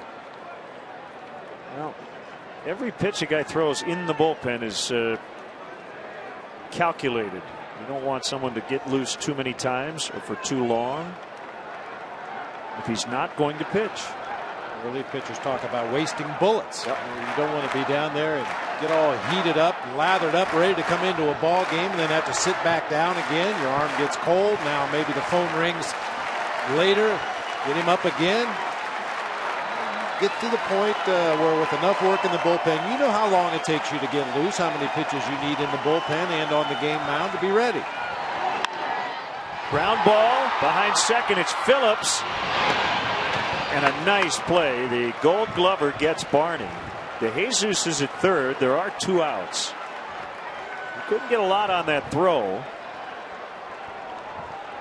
But was able to get him. Well, if there was ever a play Brandon Phillips is going to make an error on, it was this one. Right over the mound. Just missed the base. His right foot slipped as he fielded the ball, but managed to stay with it and get just enough on the throw for the out at first base.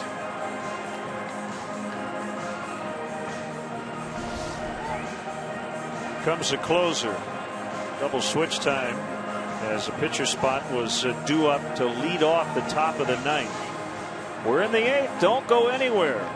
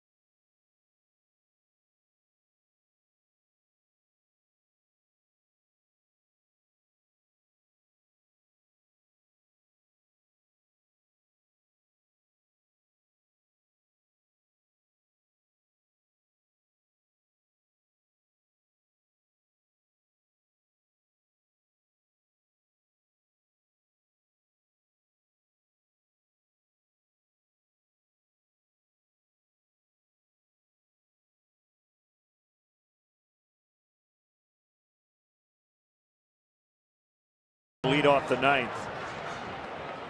Fireballing Reds closer Aroldis Chapman, trying to get the final 4 outs.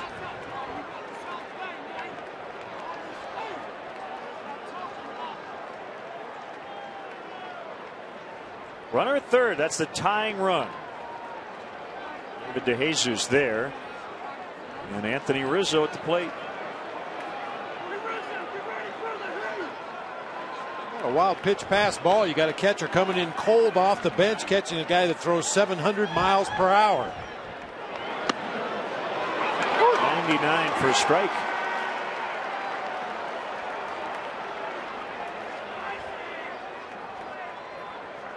Fastball slider, mostly heat, averaging just under 98 miles an hour this season.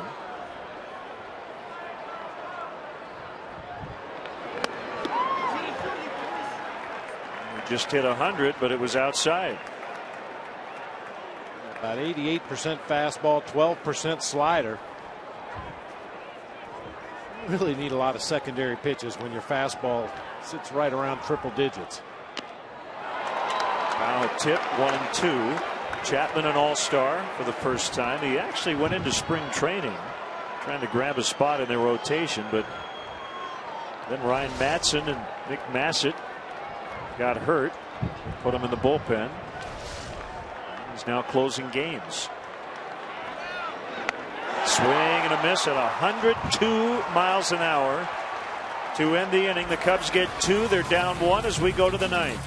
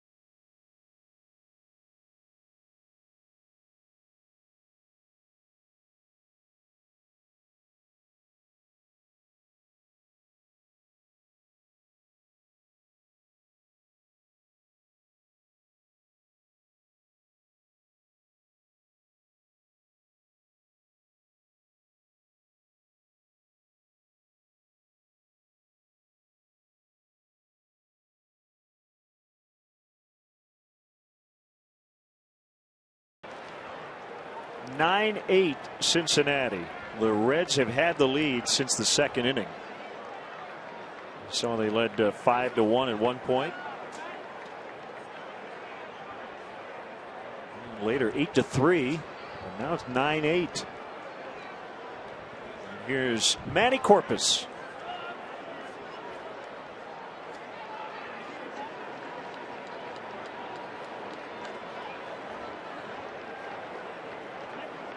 Hannigan, Cozart, Stubbs for the Reds. First at bat of the series for Hannigan.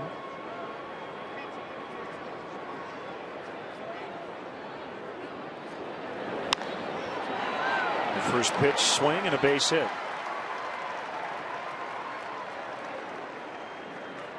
It goes without saying, Len, you need a zero right here in the top of this ninth inning. It's going to be tough enough to score a run to tie or two to win against Chapman, but you definitely don't want to give the Reds any more cushion.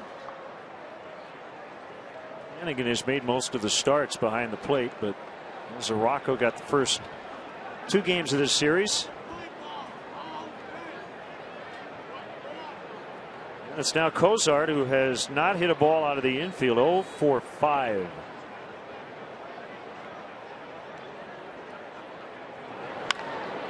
Does this time. And Hannigan on his way to third. Mark Berry says, go ahead. The throw will be late. And it's 10-8 on the double by Cozart.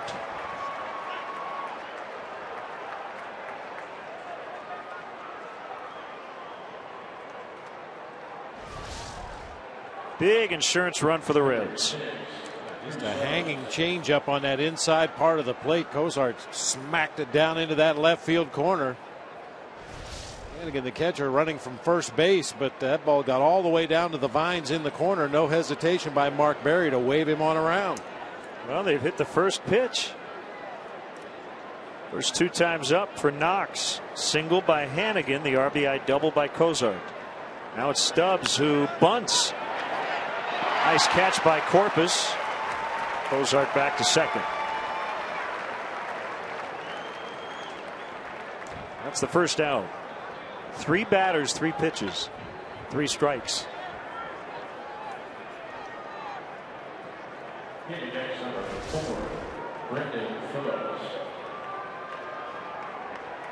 Kind of sounds like this day in baseball history, Len. I read it earlier today. Back in 1946, in the top of the first inning, Yankee starting pitcher Ernie Bonham gave up 2 hits, but retired the side on only 4 pitches.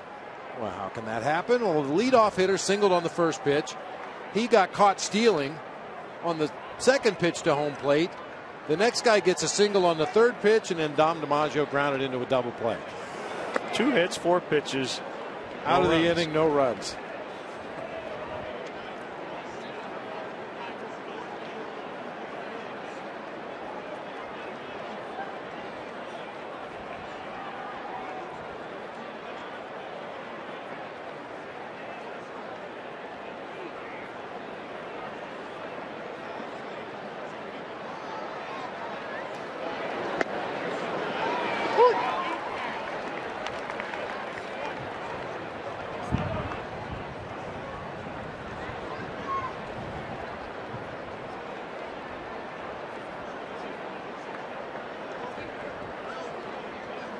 Paid crowd today, 36,891.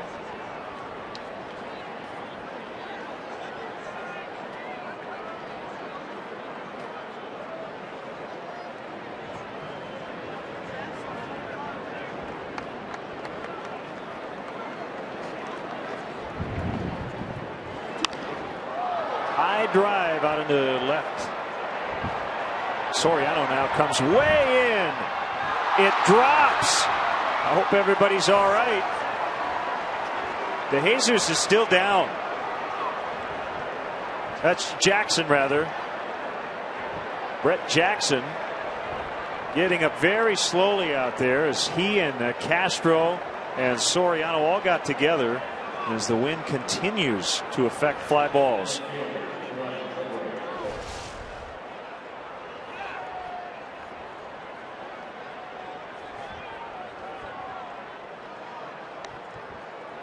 Might have taken a knee into the shoulder there. Yeah, it looked like the right shoulder and of Jackson and the right leg of Starlin Castro as he made a diving effort. They came together hard right there. That could have been bad.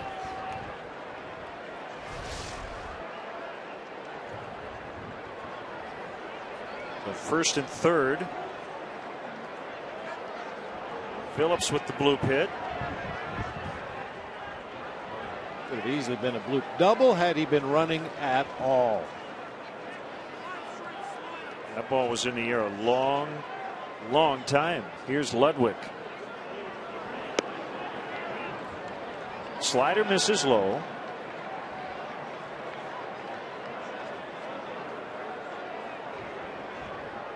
That's the 15th hit for the Reds. 28 hits combined, 18 runs.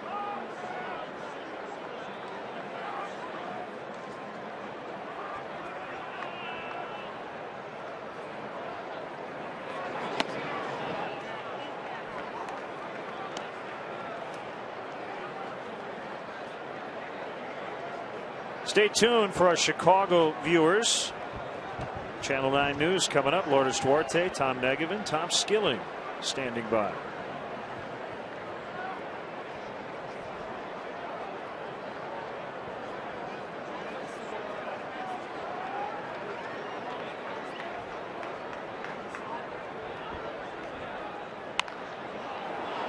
Foul. And out of the bullpen.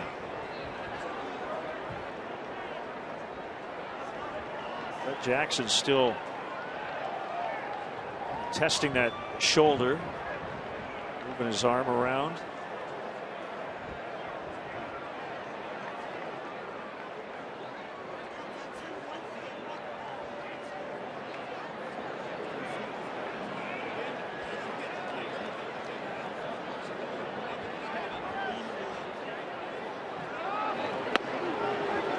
Inside, 3-1.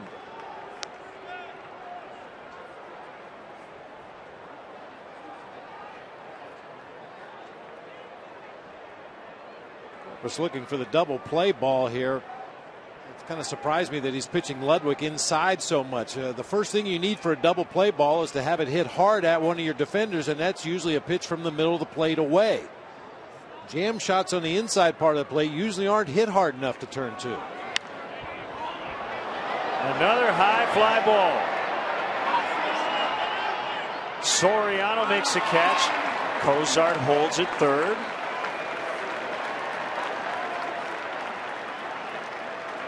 You know what this reminds me of? The Cubs on night games at home about 4 or 5 times this year. They get out this super pitching machine basically, and Dave McKay will set up the machine in the third base on deck circle and will hit these towering fly balls. And he's done it on a few windy days. And not all the balls are caught. But it's for days like this. Unpredictable wind and sun and all that stuff.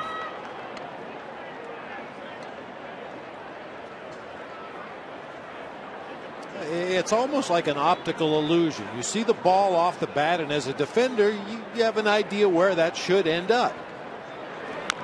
And the wind gets it.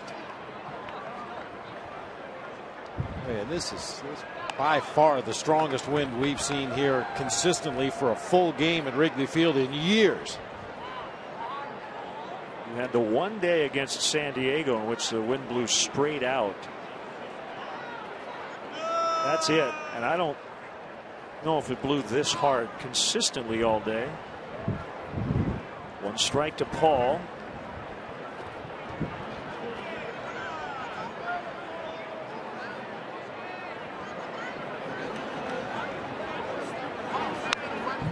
Now 0-2. Cubs will have righties coming up against Chapman. They're going to have to recalibrate their swing, though. He was hitting 102 in the 8th inning. Soriano, Castro, and Vitters.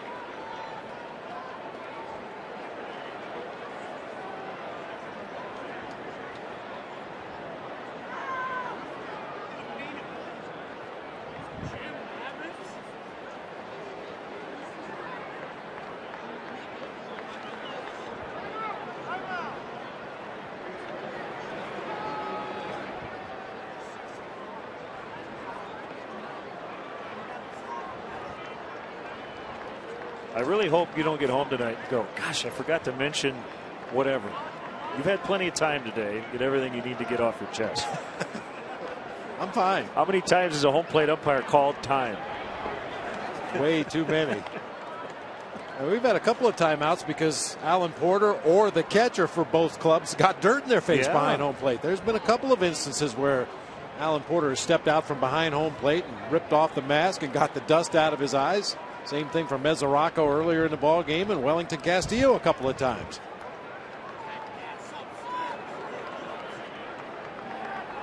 Two-strike pitch is outside. I'm just waiting for that Volkswagen full of clowns and the elephants and the calliope to come around the warning track, because this has been a circus here today. Has been an odd one.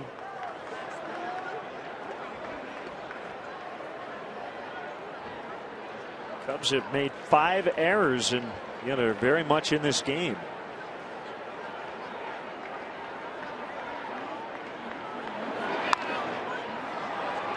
Another pop fly. Brett Jackson coming in, and the inning is over. Reds at 1. Bottom 9 coming up. 10-8 Cincinnati.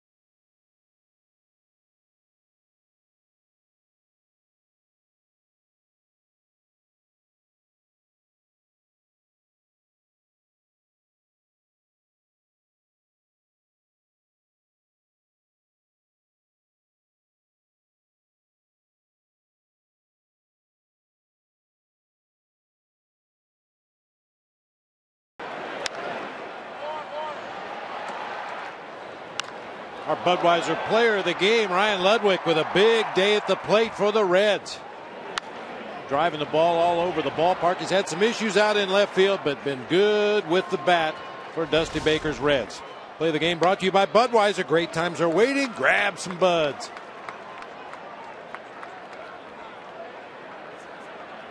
One and 0 the count on Soriano.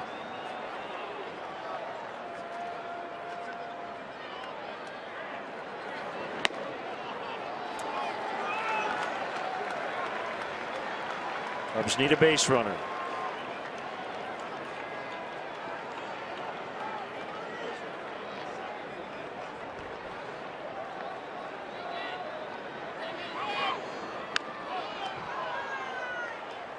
Chapman's 6'4", 200. The guy who pitched before him was 6'4", 300. Jonathan Broxton. How many times in baseball you see two guys back to back pitching in a game, the same exact height and 100 pounds different? I don't think I've ever seen it before. 2-2.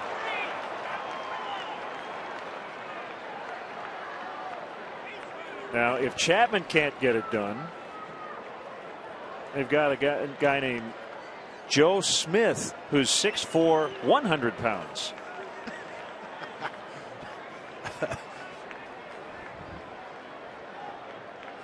You can't see him in the bullpen, though. Swing and a miss, strike 3. Would have been the slider from Chapman. Yeah, I think it was. As we said before, he doesn't throw it often, but as you can imagine, as a hitter, you've got to get that bat started early. Mentally, you've got to think quicker to get to that fastball at 100 miles per hour. And then an 88-mile-an-hour slider is in effect like a changeup. Here's Castro, knocked in a pair with a double in the 7th. Been on base 3 times. I want to give a shout out to the 3345th Security Police Squadron here today for their reunion. They're out in the bleachers and left.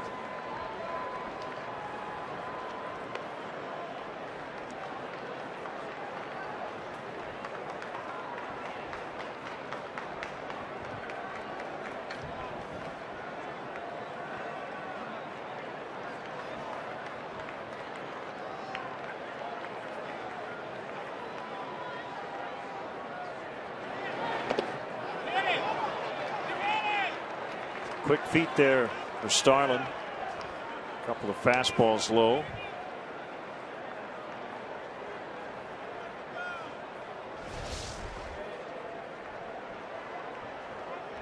Boy, you definitely want to get your feet out of the way of that one.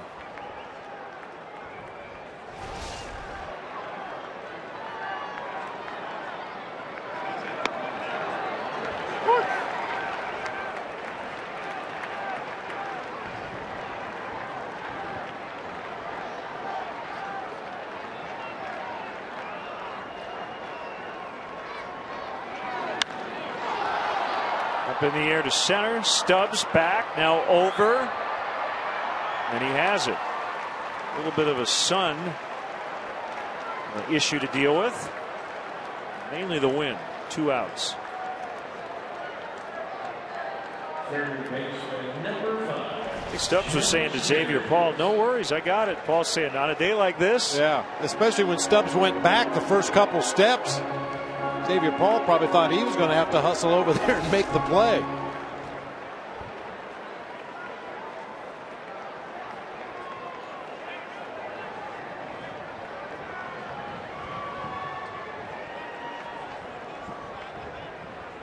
So it's up to the rookie Vitters.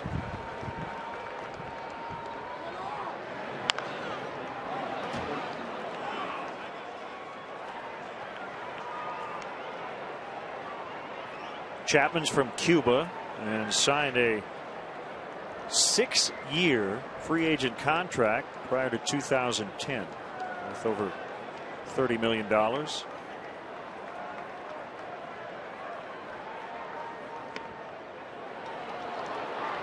Chapman defected in 2009 while at a tournament in the Netherlands. He established residence in the Principality of Andorra, the Eastern Pyrenees Mountains,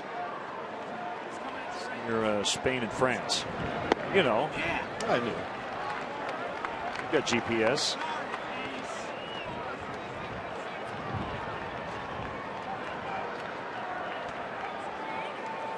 Joe Mather on deck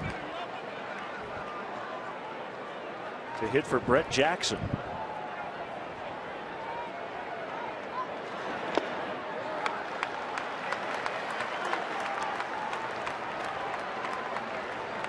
Three and one.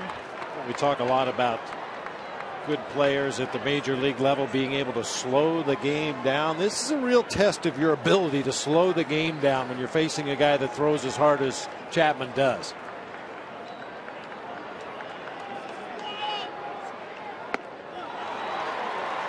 Three and two.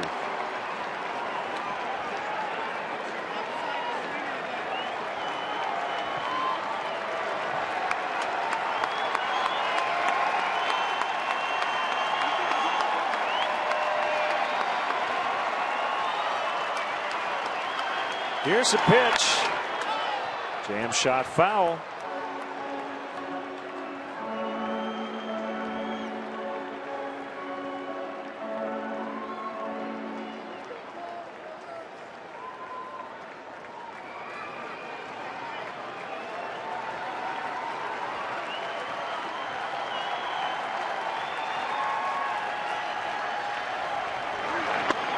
swing and a miss. Chapman strikes out 3 of the 4 batters he faced. And the Reds hang on by a final of 10-8. So they have snapped their 5-game losing streak. It was a crazy ball game today here in the friendly confines.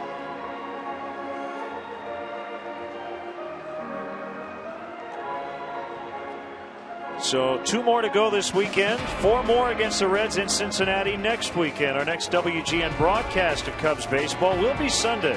4th and final game of this series. We'll hit the air at 1 o'clock. It's the leadoff man prior to the first pitch. Final score today once again. The Reds 10, the Cubs 8.